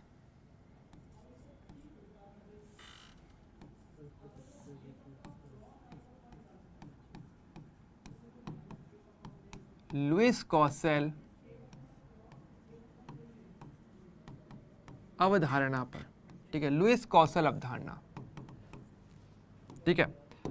लुईस कॉसेल अवधारणा ने क्या बोला, इन्होंने बेसिकली अपनी अवधारणा में ये बोला कि देखो अक्रिय गैसों के अलावा अगर हम देखें अक्रिय गैसों से भी कंपेयर करेंगे, ठीक है, तो इन्होंने ये कहा कि देखो सामान्य तौर पे एक अकेला जो परमाणु है जो किसी से जुड़ा हुआ नहीं है वो अस्थायी है। और इसकी तुलना इन्होंने ऐसे ही करी कि देखिए जैसे हम बात करें अक्रिय गैसों, अक्रिय गैसें स्थायी होती हैं, वो रिएक्शन नहीं करते, लेकिन जो अकेला परमाणु है वो कहीं ना कहीं रिएक्शन करने की कोशिश करता है और यौगिक या अणु का निर्माण करता है। तो ऐसा क्यों हो पा रहा है, इसका मेन रीज़न क्या है। तो इन्होंने बोला कि जैसे अक्रिय गैसें होती हैं उनके पास उनके बाह्यतम कोश में 8 इलेक्ट्रॉन कंप्लीट होते हैं, जिससे कि वो स्थायी रहते हैं, ठीक है। तो यानी कि कोई भी परमाणु यही कोशिश करता है कि उसके पास बाहरी कोश में 8 इलेक्ट्रॉन आ जाए, ऐसा होगा तो वो स्थायी होगा। अब इसके लिए वो अलग अलग प्रकार की युक्तियां कर सकता है, यानी कि वो इलेक्ट्रॉनों का साझा कर सकता है, वो इलेक्ट्रॉन का दान कर सकता है, ग्रहण कर सकता है। तो इन सभी चीज़ों को करके अगर उसके बाहरी कोश में एग्जैक्ट 8 इलेक्ट्रॉन हो जाएंगे तो वो स्थायी होता है। तो इन्होंने बेसिकली जो स्टेटमेंट दिया था, पहले वो स्टेटमेंट हम थोड़ा सा समझ लेते हैं। स्टेटमेंट ये था कि अकेला परमाणु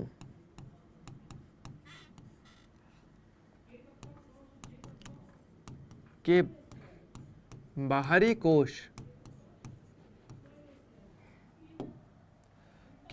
कोश में 8 इलेक्ट्रॉन ना होने पर वह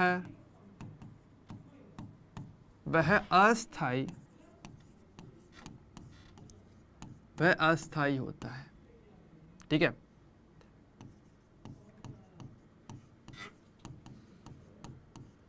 जिस कारण वह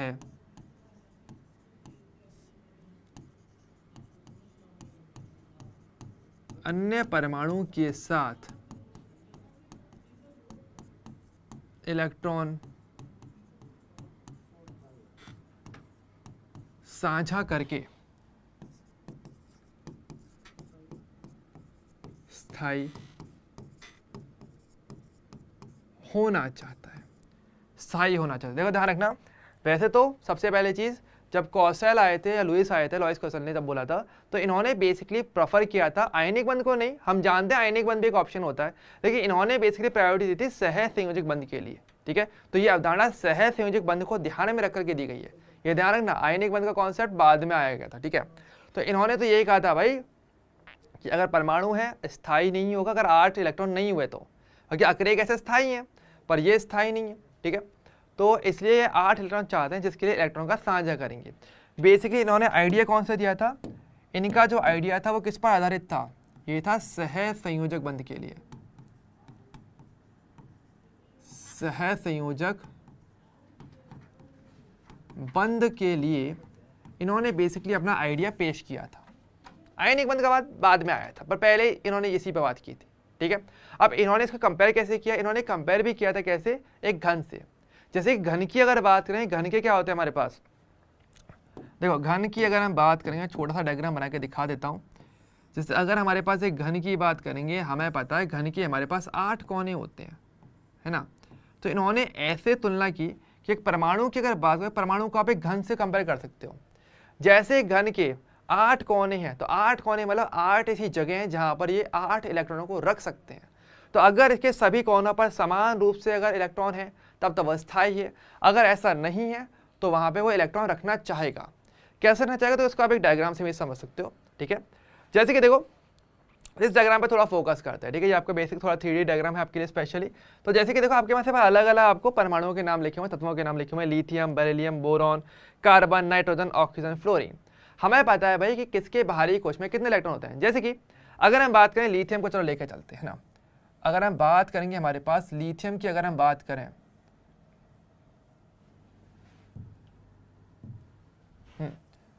तो देखो अगर हम लिथियम की बात करेंगे तो आपको क्या देखने को मिलेगा, आपको ये देखने को मिलेगा कि लिथियम को देखो हमने एक घन की तरह दिखाया है और लिथियम के बाहरी कोश में 1 इलेक्ट्रॉन होता है, तो एक कोने पर हमने 1 इलेक्ट्रॉन दर्शा दिया। ये असल में प्रदर्शन किया गया था स्टार्टिंग के तौर पे लुईस कॉसर के द्वारा कि आप एक घन को लेकर चलो और घन के कोने पर इलेक्ट्रॉन लगाते चलो, वही इलेक्ट्रॉन जो बाहरी कोश में रहते हैं। इस प्रकार से ये इनका एक्चुअल आइडिया था। फिर इसी प्रकार से जैसे अगर हम बात करेंगे हमारे पास बेरिलियम की,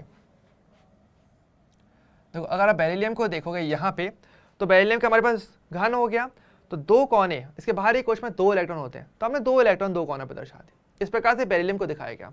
अगर हम बात करेंगे हमारे पास बोरॉन की, बोरॉन के बाहरी कोश में 3 इलेक्ट्रॉन होते हैं, यानी आपको घन के 3 कोने ऑक्यूपाई करने पड़ेंगे, 3 कोने घेरने पड़ेंगे, तो 1, 2 और तीसरा नीचे लगा दो। आप कहीं पर भी लगा सकते हो आराम से, ठीक है। इस प्रकार से आप देख सकते हो 1, 2 और तीसरा। अगर मान लो हम चलो ज़्यादा इलेक्ट्रॉन देखते हैं, मान लो फ्लोरीन की बात करते हैं, फ्लोरीन के बाहरी कोश में 7 इलेक्ट्रॉन होते हैं, तो अस्थायी वो भी होगा। कैसे?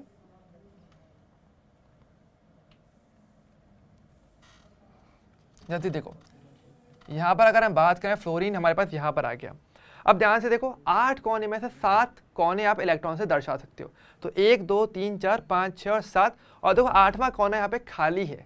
इसका मतलब ये भी स्थायी नहीं है, ये इलेक्ट्रॉनों का साझा करेगा या इलेक्ट्रॉन दान करने की कोशिश करेगा। हम जानते हैं इलेक्ट्रॉन दान करेगा, ग्रहण करेगा, कुछ ना कुछ तो करेगा, लेकिन लुईस के अनुसार ये इलेक्ट्रॉन साझा करने की कोशिश पूरा करेगा जिससे कि ये स्थायी हो जाए, ठीक है।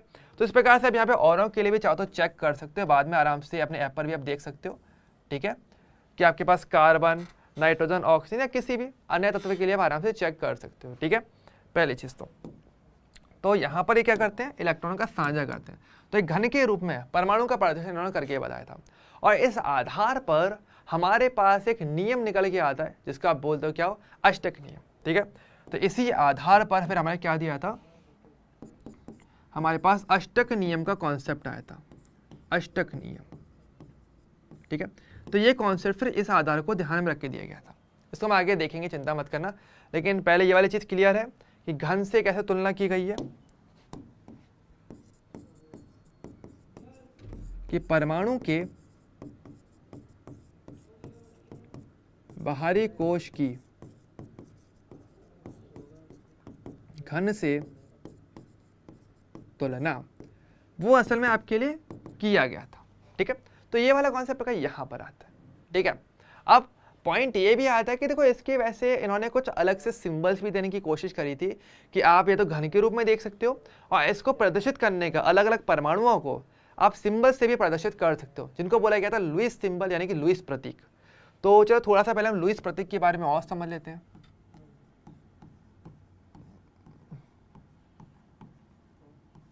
ठीक है, तो लुईस प्रतीक बेसिकली हमारे पास यही था, ये जो घन है, जहाँ पे घन परमाणु को और इसके जो कोने हैं वो बेसिकली बाहरी कोश के इलेक्ट्रॉन को प्रदर्शित कर रहे हैं, वो एक प्रकार का लुईस प्रतीक यानी लुईस सिंबल ही होता है, ठीक है। परंतु इसको आप थोड़ा सा इजी में भी कर सकते हो। कैसे? या तो आप पूरा आराम से डायग्राम बनाते हो करो, जैसे कि मैंने आपको दिखाया, या फिर एक ऑप्शन ये भी होता है कि जैसे कि आपको पता है लुईस प्रतीक अगर लिखना है तो आप ऐसे लिख सकते हो कि कोई भी परमाणु, जैसे एक्स कोई भी परमाणु है, उसका आप केवल सिंबल लिखना, और उसके जो बाहरी कोश में जो इलेक्ट्रॉन है उनको आप इस प्रकार से क्रॉस के द्वारा प्रदर्शित कर सकते हो, क्रॉस लगा करके। या फिर अगर आप चाहो तो ये भी कर सकते हो कि वो सिंबल आपके पास रहेगा और उसमें बाहरी कोश के इलेक्ट्रॉनों को आप डॉट लगा करके भी प्रदर्शित कर सकते हो, इस प्रकार से प्रदर्शित कर सकते हो, ठीक है। तो ये आपके लिए कौन सी चीज क्या क्या हो जाती है, ये तो हो जाएगा आपके पास सिंबल, उस तत्व का सिंबल, ठीक है। और ये क्रॉस जो आपको दिख रहे हैं या फिर यहाँ पे जो डॉट दिख रहे हैं, ये बेसिकली क्या आपके बाहरी कोश के इलेक्ट्रॉन। ये क्या होते हैं हमारे बाहरी कोश के इलेक्ट्रॉन, और इनका एक नाम और भी है, इनको संयोजी इलेक्ट्रॉन के नाम से जाना जाता है।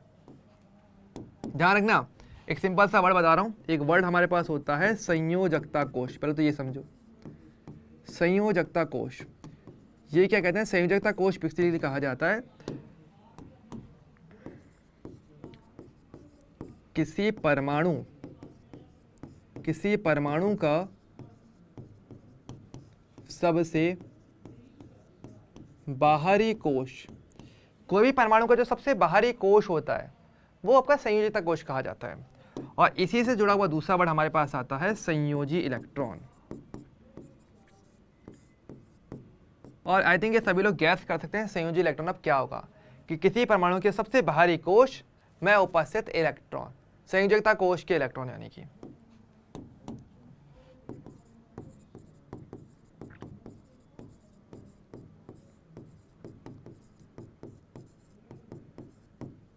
संयोजकता कोश के जो इलेक्ट्रॉन होते हैं वो बेसिकली आपके संयोजी इलेक्ट्रॉन कहलाते हैं। ठीक है, तो जैसे कि इसके कुछ एग्जांपल्स आप चाहो तो लेके चल सकते हो। ठीक है,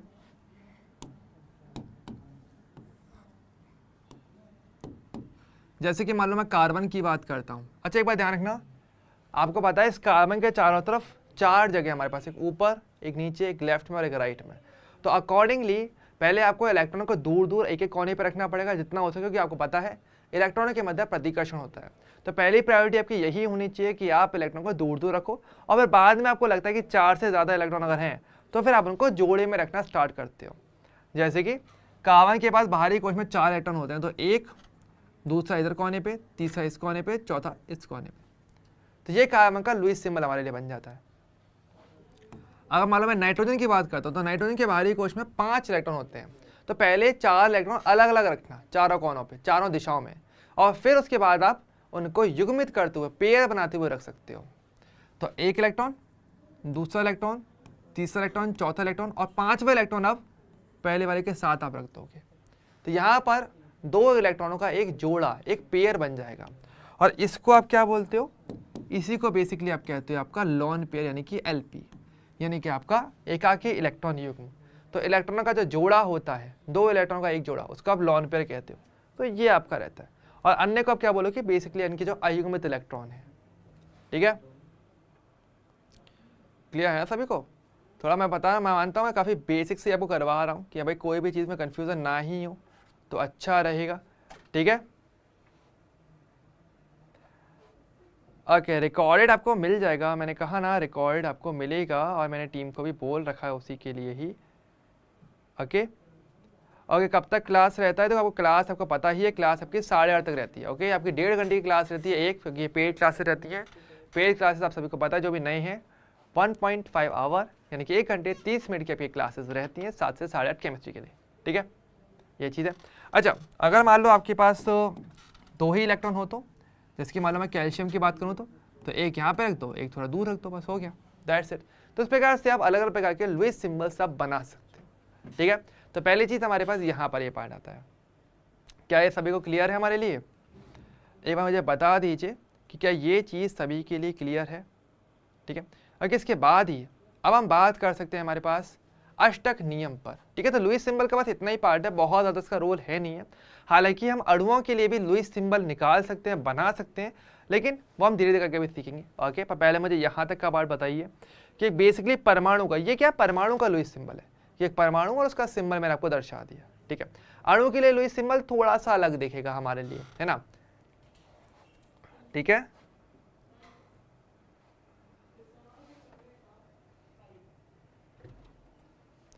वह पहले मुझे यहाँ तक का सभी लोग बता दीजिए कि आप किसके अंदर आपको अणुओं का लुईस सिंबल बताऊंगा, और उससे आप एक चीज़ सीख जाओगे बहुत तरीके से कि हमारे पास अणु की संरचना बेसिकली किस प्रकार से जाने वाली है। ये सबका पहला पड़ा हुआ था, ध्यान रखना। रासायनिक बंध कैसे बनेगा, उसके लिए सबसे पहला प्रयास लुईस क्वेश्चन ने किया था। तो ये थ्योरी आगे जाके काफ़ी यूज़ में ली जाती है। ठीक है, इवन अष्टक नियम की अगर बात करेंगे तो वो इसी से आगे का पार्ट होता है, और वहाँ से आपके पास क्वेश्चन आते हैं, नो डाउट क्वेश्चन आते हैं। उसके अपवाद काफ़ी अच्छे हैं, अपवाद यहाँ पर आएगा आपके पास, तो अपवादों के लिए आपको ज़रूरत पड़ेगा। ओके, चलिए, तो पहले अब थोड़ा सा पहले हम बात करते हैं हमारे अष्टक नियम पर हम बात करते हैं, ठीक है। तो चलिए भाई थोड़ा सा एक हेडिंग डालते हैं हमारे पास पहले तो आपका अष्टक नियम, क्योंकि ये दोनों टॉपिक साथ के साथ ही चलते हैं, इनको हम अलग अलग नहीं पढ़ सकते, एक साथ ही हमें पढ़ना पड़ेगा, ठीक है। अष्टक नियम क्या होता है, बिल्कुल नाम के अकॉर्डिंग। अष्टक का मतलब क्या होता है, 8, ठीक है। हाँ बिल्कुल, लुईस संरचना बोल दो या लुईस प्रतीक बोल दो, एक ही बात है। लुईस बिंदु संरचना भी आप इसे कह सकते हो, सब चल जाता है, ठीक है। अब देखो समझो, अष्टक नियम की बात करें, अष्टक नियम क्या होता है, अष्टक का मतलब होता है 8 इलेक्ट्रॉन होना, ठीक है।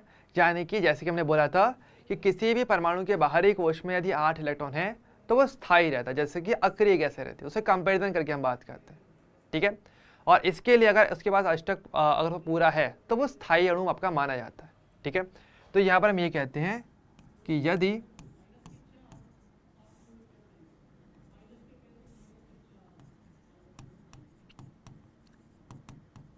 अणु में उपस्थित परमाणु के बाहरी कोश में 8 इलेक्ट्रॉन होते हैं तो वह स्थायी होता है, ठीक है। सिंपल सी बात है, बस इतनी सी बात है हमारे अष्टक नियम के लिए, ठीक है। और यहाँ पर हम कंपैरिजन कैसे करते हैं, हम यहाँ पे बेसिकली आइडिया लेके चल रहे हैं अक्रिय गैसों का, कि अक्रिय गैसों की बात करेंगे तो इनका क्या होता है, स्थायी विन्यास।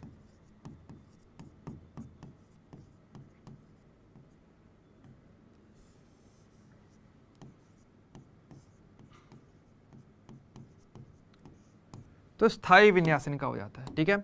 तो ये बात ध्यान रखना, परंतु अब यहाँ पे एक छोटा सा ट्विस्ट है, दिमाग में हमेशा रखना। क्या ट्विस्ट आपको ये दिमाग में रखना है कि अगर हम बात करते हैं अष्टक, तो अष्टक का मतलब होता है आपके पास 8 इलेक्ट्रॉन होना, पर एक सिमिलर वर्ड और भी आता है जिसको आप बोलते हो द्विक। द्विक का मतलब होता है 2 इलेक्ट्रॉन होना। ये वाला आपको सिर्फ एक केस में देखने को मिलता है, मतलब एक क्या मतलब 2 केस में टेक्निकली, हीलियम। हीलियम भी अक्रिय गैस है, पर उसके बाहरी कोश में केवल 2 इलेक्ट्रॉन रहते हैं और वो स्थायी रहती है, तो हीलियम का द्विक कंप्लीट होता है। और अन्य जितनी भी अक्रिय गैस है उनका अष्टक पूरा माना जाता है, ठीक है। हालांकि ज्यादातर क्योंकि हमारे पास अक्रिय गैसें अष्टक वाली होती हैं, इसलिए हम अष्टक नियम नाम देते हैं, द्विक नियम नाम नहीं देते हैं, ठीक है। लेकिन ये वाला एग्जाम्पल आपका हाइड्रोजन इसको हमेशा फॉलो करता है, ठीक है। तो कभी भी अगर हम बात करेंगे हाइड्रोजन के लिए तो उसका हम देखेंगे कि इसका द्विक कंप्लीट हो रहा हो और अन्य परमाणुओं का अष्टक पूरा कंप्लीट हो रहा हो आगे। तो ये चीज़ हमें ध्यान रखनी है, ठीक है। तो चलिए फिर आप कुछ संरचना बना करके देखते हैं कि आप कितनी सही संरचनाएं बना पाते हो, ठीक है। तो पहले कुछ बेसिक संरचना चलो शुरुआत करते हैं, ठीक है। अब इसको इसके एग्जाम्पल ज़्यादा इंपॉर्टेंट है, पहले तो एग्जाम्पल से शुरुआत करते हैं, ठीक है। जैसे कि देखो ध्यान रखना, कभी भी अगर आपको अष्टक या द्विक अगर कंप्लीट करना हो तो सबसे पहले आप बाहरी जो परमाणु है पहले उसका आप अष्टक पूरा करोगे हमेशा, ठीक है। कैसे, देखो जैसे कि हम बात करते हैं हमारे पास चलो मैं CH4 की बात करता हूँ, ठीक है। सबसे सिंपल है। अब देखो ध्यान दो, कभी भी अगर आपको संरचना बनानी है सही तरीके से, आपको इलेक्ट्रॉनों का वितरण सही रखना है, तो पहले आपको 2 वर्ड में क्लियर करने वाला हूँ। एक तो वर्ड होता है आपका बाहरी परमाणु, और ये आपका वातावरणीय परमाणु आप ऐसे बोल सकते हो, और एक होता है मेरा केंद्रीय परमाणु, ठीक है। केंद्रीय परमाणु क्या होता है ये समझो। केंद्रीय परमाणु बिल्कुल नाम के अकॉर्डिंग, मतलब जो उस पूरे अणु के केंद्र में रहता है, जो सेंटर में रहता है। एक तरीके से ये वो परमाणु होगा जो ज़्यादातर आप देख के बता सकते हो जो सबसे कम संख्या में हो। ज़्यादातर केसेस में वही आपका केंद्रीय परमाणु होता है, मोस्टली केसेस में ऐसा देखने को मिलता है। अब जैसे कि यहाँ पर अगर मैं आपसे पूछूं CH4 है, CH4 में हमारे पास केंद्रीय परमाणु कौन होगा, तो केंद्रीय परमाणु पहचानने का तरीका क्या है, जो सबसे कम संख्या में। सबसे पहला तो ये समझ लो, एक वर्ड पहले आपको क्लियर होना चाहिए। ये वर्ड जितना क्लियर रहेगा ना, ये चैप्टर में मल्टीपल टाइम रिपीट होने वाला है, बहुत ज़्यादा। केंद्रीय परमाणु कौन होता है, तो सबसे पहला इसको पहचानने का तरीका क्या होता है, जो सबसे कम संख्या में हो। जो सबसे कम संख्या में होगा वो आपका केंद्रीय परमाणु है। तो यहाँ पर कौन है, क्लियरली देख सकते हो कार्बन सबसे कम संख्या, कार्बन 1 है, हाइड्रोजन 4 है, कॉमन सेंस है, कार्बन केंद्रीय परमाणु है। तो आप पता क्या करोगे, लुईस बिंदु संरचना बनाने के लिए कार्बन लोगे और फिर कार्बन का जो लुईस सिंबल है पहले वो बनाओ। कार्बन के बाहरी कोश में हमारे पास 4 इलेक्ट्रॉन थे, तो 1 इलेक्ट्रॉन, दूसरा, तीसरा, चौथा। सबसे पहले हमने क्या किया, कार्बन का लुईस सिंबल बनाओगे, आराम से बना लोगे। अब हमारे पास पता है हाइड्रोजन है, अब देखो थोड़ी सी नॉलेज दिमाग में लेके चलना। हमें पता है हाइड्रोजन है, कितने हाइड्रोजन, 4 हैं, ठीक है। और हमें ऑलरेडी जानते हैं कि हाइड्रोजन के बाहरी कोश में 1 इलेक्ट्रॉन है, उसको हमने द्विक कंप्लीट करना है, उसको 1 इलेक्ट्रॉन और चाहिए। तो हर किसी हाइड्रोजन को उसको कार्बन का 1-1 इलेक्ट्रॉन चाहिए होगा कहीं ना कहीं। तो हाइड्रोजन क्या करेगा, इसको घेर लेगा चारों कोनों में, और आपको पता है हर एक के पास 1-1 इलेक्ट्रॉन रहने वाला है इस प्रकार से, ठीक है। तो अब क्या होगा, तो देखो ध्यान रखना, कार्बन और मेरे हाइड्रोजन मैंने यहाँ पे सेट कर दिए। पहले केंद्रीय परमाणु सेट करना, फिर उसके बाद उसके 1-1 अयुग्मित इलेक्ट्रॉन पे 1-1 परमाणु को सेट कर दो आराम से, उसकी ज़रूरत के मुताबिक, जिसको जितनी ज़रूरत है उस हिसाब से सेट करना, ठीक है। अब क्या करोगे, अब आपका काम होगा इनका मतलब क्या बोलते हैं, इनको इलेक्ट्रॉनों का साझा करवाना या इलेक्ट्रॉनों को मिक्स करना। तो ध्यान रखना, सबसे पहले आप जो बाहरी परमाणु है, केंद्रीय परमाणु के अलावा जो अन्य परमाणु है, पहले उनका अष्टक या द्विक पूरा होता है, ये ध्यान रखना। केंद्रीय परमाणु का बाद में करना, पहले जो बाहरी परमाणु है उसका अष्टक पूरा होना चाहिए या द्विक पूरा होना चाहिए। तो हाइड्रोजन क्या करेगा, वो यहाँ से कार्बन का 1 इलेक्ट्रॉन खींच लेगा और अपने हिस्से में ले लेगा। ये हाइड्रोजन भी इस कार्बन परमाणु से 1 इलेक्ट्रॉन खींच के अपने हिस्से में ले लेगा, ये भी 1 इलेक्ट्रॉन खींच के अपने हिस्से में ले लेगा, और ये भी 1 इलेक्ट्रॉन खींच करके अपने हिस्से में ले लेगा। सबसे पहले हमने जो बाहर वाला जो परमाणु था उसका अष्टक पूरा किया, उसका द्विक पूरा किया। तो हाइड्रोजन के केस में हमारे पास यहाँ पे आपका जो द्विक है वो आपका सभी में कंप्लीट हो चुका है। अब कार्बन अपना अष्टक पूरा करने की कोशिश करेगा। कैसे करेगा, सिंपल सी बात है, हर किसी हाइड्रोजन ने जितने इलेक्ट्रॉन कार्बन से लिए हैं उतना इलेक्ट्रॉन कार्बन हर एक हाइड्रोजन से बराबर बराबर लेगा। यानी कि हमारे पास क्या होगा, तो इस कार्बन हाइड्रोजन से 1 इलेक्ट्रॉन ग्रहण करेगा, यहाँ से हाइड्रोजन से 1 इलेक्ट्रॉन, यहाँ से 1 इलेक्ट्रॉन और यहाँ से 1 इलेक्ट्रॉन। तो आपको देखने को मिलेगा कार्बन के पास इन टोटल 1 2 3 4 5 6 7 8 इलेक्ट्रॉन, इसका मेरा अष्टक पूरा हो जाता है। तो ये क्या रह जाएगा, ये इसकी सही संरचना हमारी कही जाएगी। इस प्रकार की संरचना को ध्यान रखना, जब हम बात करते हैं किसी परमाणु के लिए, तो परमाणु के लिए आप लुईस सिंबल वर्ड यूज में लेते हो, लेकिन इसको आप बोलोगे अणु के लिए लुईस बिंदु संरचना। तो ध्यान रखना, आप जब अणु की बात करते हो तो अणु के केस में आप जो शब्द लेकर चलते हो उसका बोलते हो लुईस बिंदु संरचना।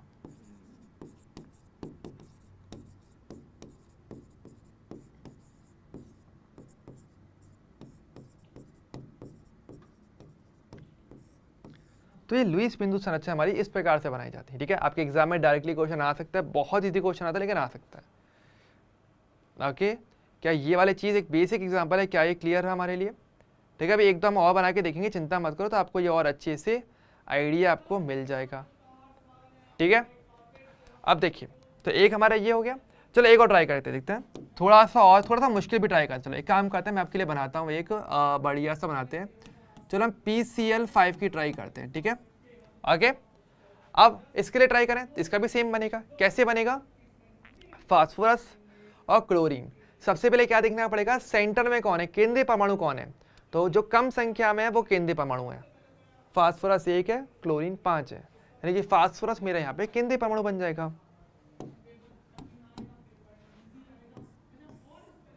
पहली चीज तो ठीक है।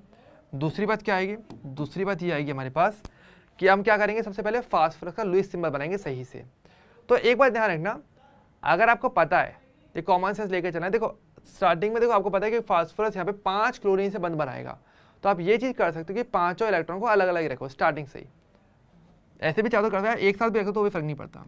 एक इस प्रकार से आपने इसका लुईस सिंबल आपने बना लिया, पहली चीज तो। अब आपको पता है भाई 5 क्लोरीन है, 5 क्लोरीन, हर एक क्लोरीन आपको पता है जरूरत के मुताबिक उसको 1 इलेक्ट्रॉन चाहिए, क्योंकि क्लोरीन के बाहरी कोश में 7 इलेक्ट्रॉन होते हैं। 1 इलेक्ट्रॉन का साझा कर लेगा तो उसका काम हो जाएगा। तो हम क्या करेंगे, हर एक क्लोरीन 1-1 इलेक्ट्रॉन के पास रख देते हैं और उनका लुईस सिंबल बनाते हुए चलेंगे। तो क्लोरीन और 1 2 3 4 5 6 7, बाहरी कोश में 7 होते ना, तो यहाँ पर एक क्लोरीन इस प्रकार से। यहाँ पर एक क्लोरीन यहाँ पर ले लेते हैं और एक क्लोरीन में यहाँ पे ले लेता हूँ।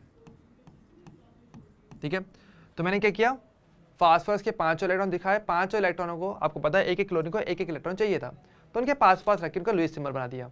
अब सबसे पहले, अब तो क्लोरीन का तो द्विक की बात करते नहीं, क्लोरीन का अष्टक पूरा होगा, तो सबसे पहले हम किसका अष्टक पूरा कर पाएंगे, फास्फोरस का या क्लोरीन का? पहले मुझे बस इस सवाल का जवाब देंगे फटाफट से कि सबसे पहले अगर मैं बस सर्कल करके अष्टक पूरा करना शुरू करूं तो सबसे पहले मुझे किसका अष्टक पूरा करना चाहिए, फास्फोरस का करना चाहिए कि क्लोरीन का करना चाहिए? जल्दी से कमेंट करिए और आंसर बताइए कि सबसे पहले आप किसका अष्टक पूरा कराने की कोशिश करोगे, फास्फोरस के लिए या फिर क्लोरीन के लिए?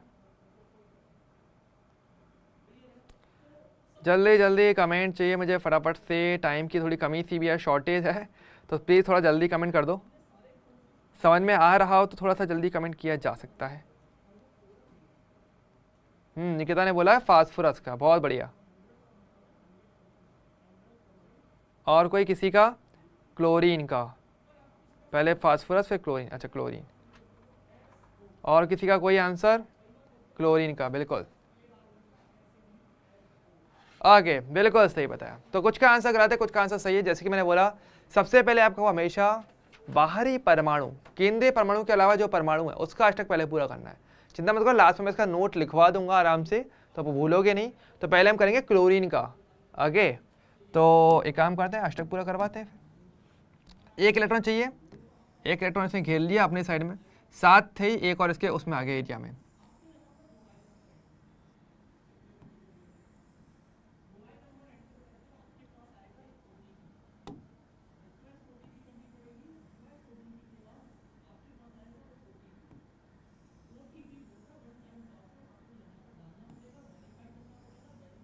इस प्रकार से सबसे पहले क्लोरीन का अष्टक पूरा करना है और अब केंद्रीय परमाणु को करवाओगे। अब देखो, हर एक क्लोरीन ने कितने कितने इलेक्ट्रॉन लिए, एक एक इलेक्ट्रॉन। तो फास्फोरस भी हर एक क्लोरीन से बराबर बराबर एक एक इलेक्ट्रॉन अपने उसमें लेगा खाते में। तो कैसे करोगे, तो ये 5 तो इसके पहले से ही है, इसको तो औरों से लेना पड़ेगा ना। तो एक इलेक्ट्रॉन इसके एरिया से, एक यहाँ से, एक इधर से, एक यहाँ से और एक यहाँ से, इस प्रकार से बनेगा। ठीक है, तो आपको एक चीज़ देखने को मिलेगा कि क्लोरीन का देखो सभी का अष्टक पूरा है। अगर हम बात करेंगे Cl के लिए, तो Cl में 5 जो हमारे Cl हैं सभी का क्या हो जाएगा, अष्टक कंप्लीट है। लेकिन अगर मैं बात करूं फास्फोरस के लिए, फास्फोरस के पास कितने इलेक्ट्रॉन आ गए, काउंट करो, 1 2 3 4 5 6 7 8 9 10, तो 10 इलेक्ट्रॉन आ गए। तो यहाँ पर तो अष्टक पूरा नहीं हुआ। अष्टक का मतलब होता है 8 इलेक्ट्रॉन का होना।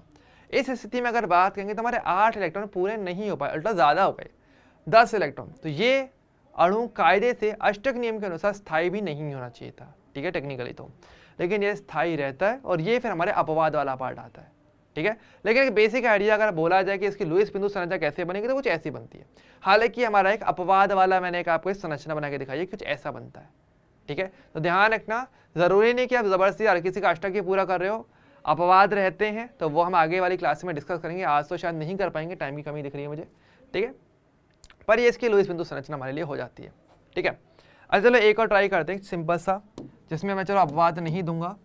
चलो H2O का ट्राई कर लेते हैं, एक काम करते हैं। लो H2O में क्या रहता है हमारे पास, ऑक्सीजन, और उसके बाहरी कोश में कितने होते हैं, 6 इलेक्ट्रॉन। तो 1 2 3 4 5 6, और हमारे पास 2 हाइड्रोजन है, आपको पता है। तो दोनों हाइड्रोजन के पास एक एक इलेक्ट्रॉन चाहिए। तो जो अयुग्मित एक एक इलेक्ट्रॉन है उसके पास रखवा दो। पहले किसका द्विक कंप्लीट कराओगे, देखो हाइड्रोजन का तो द्विक ही पूरा होता है, साइड वाला परमाणु वही है।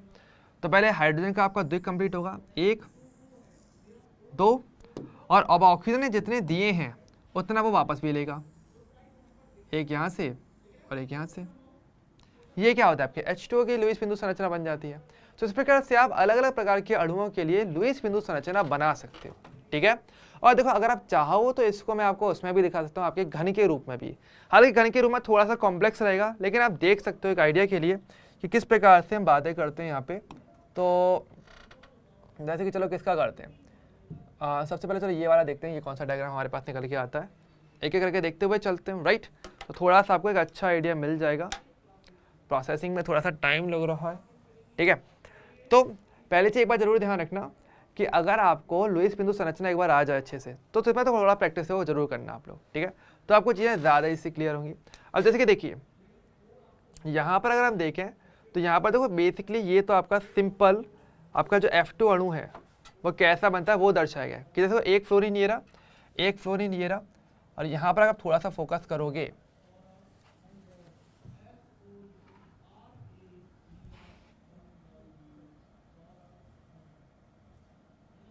तो देखिए यहाँ पर एक इलेक्ट्रॉन इसका खाली, यहाँ पर एक इलेक्ट्रॉन इसका खाली, ये दोनों आपस में इस प्रकार से मर्ज होंगे और एक एक इलेक्ट्रॉन बीच में साझा हो जाएगा। इस प्रकार से बेसिकली मैं F2 मॉलिक्यूल की बात करता हूँ, फ्लोरीन की, जब बोला कि इलेक्ट्रॉन साझा करते हैं तो इस प्रकार से करते हैं, तो घन के रूप में इस प्रकार से साझा होता है। ओके, और अब देखो इसके पास भी टोटल 8 इलेक्ट्रॉन और इसके पास भी टोटल 8 इलेक्ट्रॉन हो जाते हैं। इस प्रकार से कल्पना की गई थी असल में लुईस के द्वारा, जो एक्चुअल तो थ्योरी थी, ठीक है। नॉर्मली हम क्या करते हैं, हम बेसिकली बस वो सर्कल ओवरलैप कर लेते हैं या फिर इलेक्ट्रॉन को पास पास ला करके जोड़ देते हैं, पर ये भी एक तरीका होता है हमारे पास दर्शाने का, ठीक है। तो एक्चुअल ये तरीका था पहला, तो ठीक है। अच्छा, औरों की अगर बात करेंगे तो जैसे कि चलो मैं आपको प्रॉपर अगर दिखाऊं, हमें अपने किसका किया था, Cl2 का भी आप देख सकते हो।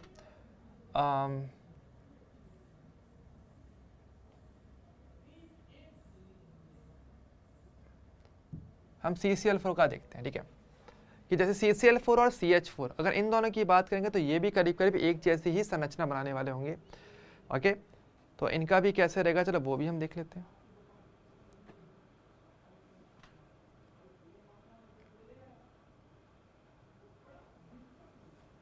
हाँ, अब देखो जैसे कि अगर हम बात करें आपके पास CH4 के केस में क्या होता है, तो आराम से आप देख सकते हो यहाँ पे कि देखो आपके पास कार्बन है, कार्बन के देखो बाहरी कोश में टोटल 4 इलेक्ट्रॉन है और क्लोरीन के बाहरी कोश में 7 इलेक्ट्रॉन रहते हैं, ठीक है।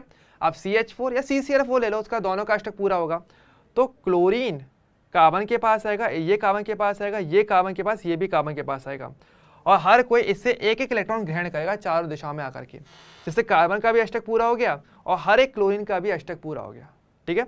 तो इस प्रकार से आप इसे देख सकते हो आराम से, ठीक है। आप किसी भी डायरेक्शन में देख सकते हो, ऐसा कोई प्रॉब्लम आपको नहीं आएगी, ठीक है। तो ये आपका ये वाला पार्ट रहता है, तो ज़्यादा क्लियर मिल जाता है कि हाँ चलो किस प्रकार से आपके परमाणु पास पास आ रहे हैं और आपके बंध का निर्माण करने वाले हैं, ठीक है। और टारगेट क्या रहता है, टारगेट यही रहता है कि हर किसी का अष्टक पूरा हो जाए, ठीक है। केंद्रीय परमाणु का होगा और साइड वालों का, लेकिन सबसे पहले आपको जिस पर फोकस करना है वो है आपके साइड वाले परमाणु। तो क्लोरीन का पहले फोकस करना पड़ेगा, फिर कार्बन का ऑटोमेटिक देखेंगे कि अष्टक ही पूरा हुआ या फिर कहीं अष्टक से कम या ज़्यादा तो नहीं हो गया, वो फिर आपके अपवाद वाले पार्ट में आ जाता है, ठीक है। क्लियर है। और भी देखो हमारे पास जैसे H2O का भी, हमने H2O का देखा, देखो H2O में क्या रहता है वो भी समझ लो। जैसे H2O की अगर बात करेंगे तो वहां पर क्या रहता है, अभी हमने क्या देखा था, ऑक्सीजन के बाहरी कोश में 8 इलेक्ट्रॉन थे पर हाइड्रोजन को एक एक ही चाहिए था, तो उन्होंने ज़रूरत के मुताबिक किया, ठीक है। कैसे किया चलो देख लेते हैं, उसका क्या सीन रहता है हमारे पास। अब देखो हमारे पास ऑक्सीजन के जैसे मतलब लुईस बिंदु संरचना की बात करेंगे, 2 इलेक्ट्रॉन ऊपर, 2 यहाँ पे, एक लेफ्ट में और एक राइट में, और अब दोनों हाइड्रोजन परमाणु दोनों साइड से पास पास आएंगे और एक एक इलेक्ट्रॉन साझा कर लेंगे और इस प्रकार से आपका H2 का निर्माण होता है, ठीक है। तो ये बेसिक आइडिया था जो आपका लुईस बिंदु संरचना में बताता है। तो एक आइडिया आपको पूरा मिलता है कि सबसे पहले जिसने बताया था कौशल लुईस ने कि किस प्रकार से बंध बन सकता है, तो ये एक सबसे बेसिक आइडिया दिया गया था, इलेक्ट्रॉनों का साझा करके आप ये चीज़ कर सकते हो, ठीक है। और हमारे पास कोई डायग्राम, एक डायग्राम हमारे पास और भी, आप Cl2 का भी देख सकते हो सिंपली कि Cl2 का किस तरीके से रहता है। ओके, और देखो ये सेम चीज़ आपने ऐप में भी ट्राई कर सकते हो आराम से, आपको ये चीज़ आपको ऐप में दिख जाएगा आज के में, तो आराम से वो भी आप ट्राई कर सकते हो, ठीक है। अब जैसे देखो ये वाला एग्जांपल Cl2 का है हमारे पास, ठीक है। अब यहाँ पर अगर आप देखोगे तो दोनों क्लोरीन के पास हमारे पास क्या रहता है, 7 इलेक्ट्रॉन यहाँ पे, 7 इलेक्ट्रॉन यहाँ पे, एक एक इलेक्ट्रॉन का साझा करना था, उसके पास पास आएंगे। अब इस दौरान आपको एक चीज़ देखने को जरूर मिलेगी कि परमाणु का जो ओवरऑल जो कोश है, जो परमाणु का जो परमाणु है वो आपस में थोड़े से मिक्स हो जाते हैं, साझे में आ जाते हैं, ठीक है। इसलिए इसको सहसंयोजक बंध आप कहते हो, ठीक है। तो यहाँ पे देखो इस प्रकार से साझा हो रहा है, तो बीच में मिक्सिंग हो रही है, इसको आप बोलोगे अतिव्यापन। ये हम आगे जाके देखेंगे हायर आगे वाली क्लासेस के अंदर, ठीक है। चलिए, ठीक है। तो ये वाला पार्ट आपका यहाँ पर रह जाता है। ओके, सभी को क्लियर है, बेसिक आइडिया सभी को क्लियर हो गया होगा कि किस प्रकार से आपके बंध का निर्माण हो रहा है और परमाणु एक्चुअल में थोड़े मिक्स हो जाते हैं जब इलेक्ट्रॉन का साझा करते हैं। जैसे यहाँ पर साझा किया तो परमाणु मिक्स हो गए, तभी इलेक्ट्रॉन एक दूसरे के पास पास आ पाएंगे, राइट, और आपके एक बंध का निर्माण हो पाएगा। तो ये घटना आपको देखने को मिलती है इस केस के अंदर, ठीक है। ओके, चलिए। तो बच्चों देखो आज के लिए तो हमारा टाइम वैसे समाप्त हो चुका है, 8:30 आपके हो चुके हैं, टाइम आपका कंप्लीट हो गया है, ठीक है। पर चिंता मत करो, अभी देखो आगे का पार्ट हमारा थोड़ा सा भी रह गया है, वो हम आने वाले लेक्चर्स में कंप्लीट कर लेंगे। यानी कि हमारा अष्टक नियम, एक बेसिक आइडिया हमने ले लिया, बेसिक हमारा जो बंद था, जो परिचय वाला पार्ट था, वो हमारे यहाँ पे कंप्लीट हो चुका है। अगले वाले क्लास में अब हम बात करने वाले हैं अष्टक नियम और उसके अपवादों के साथ, ठीक है, और उसके आगे वाले पार्ट को फिर हम समझते हुए चलने वाले हैं आगे वाली क्लासेस में, ठीक है। लेकिन आज के लिए हमारी तरफ से इतना ही रहने वाला होगा, ओके। और आज का फर्स्ट लेक्चर था तो परिचय वाला पार्ट था। अगर किसी को डाउट है तो चिंता मत करो, आराम से आप अगली वाली क्लास में मंडे को, सॉरी संडे और मंडे आपका ऑफ है, संडे को वैसे ही ऑफ रहता है, मंडे की जन्माष्टमी का ऑफ रहेगा, तो आराम से 2 दिन में पढ़ सकते हो, कोई बैकलॉग है वो क्लियर कर सकते हो, टेस्ट या आपके जो DSAs हैं उनको आप थोड़ा सॉल्व कर सकते हो, ज़्यादा अच्छा रहेगा, ठीक है। और आपकी जो अगली क्लास रहने वाली है मेरी, वो आपकी रहने वाली है ट्यूसडे के दिन रहने वाली है, इसी टाइम शाम को 7 बजे, ओके। सो लेट नहीं होना है किसी को, और जिसको भी देखो DSA या किसी भी चीज़ पे डाउट है तो वो यहाँ पे प्लीज़ कमेंट करके चले जाए, ओके, ताकि जो टीम है वो उस कमेंट को पिक कर लेगी और आपको आगे से कनेक्ट कर लेगी, ठीक है। तो ये काम सभी को ज़रूर कर देना है, ओके। चलिए, तो आज के लिए फिर मेरी तरफ से इतना ही, अब हम मिलेंगे नेक्स्ट क्लास में, तब तक के लिए bye bye and take care.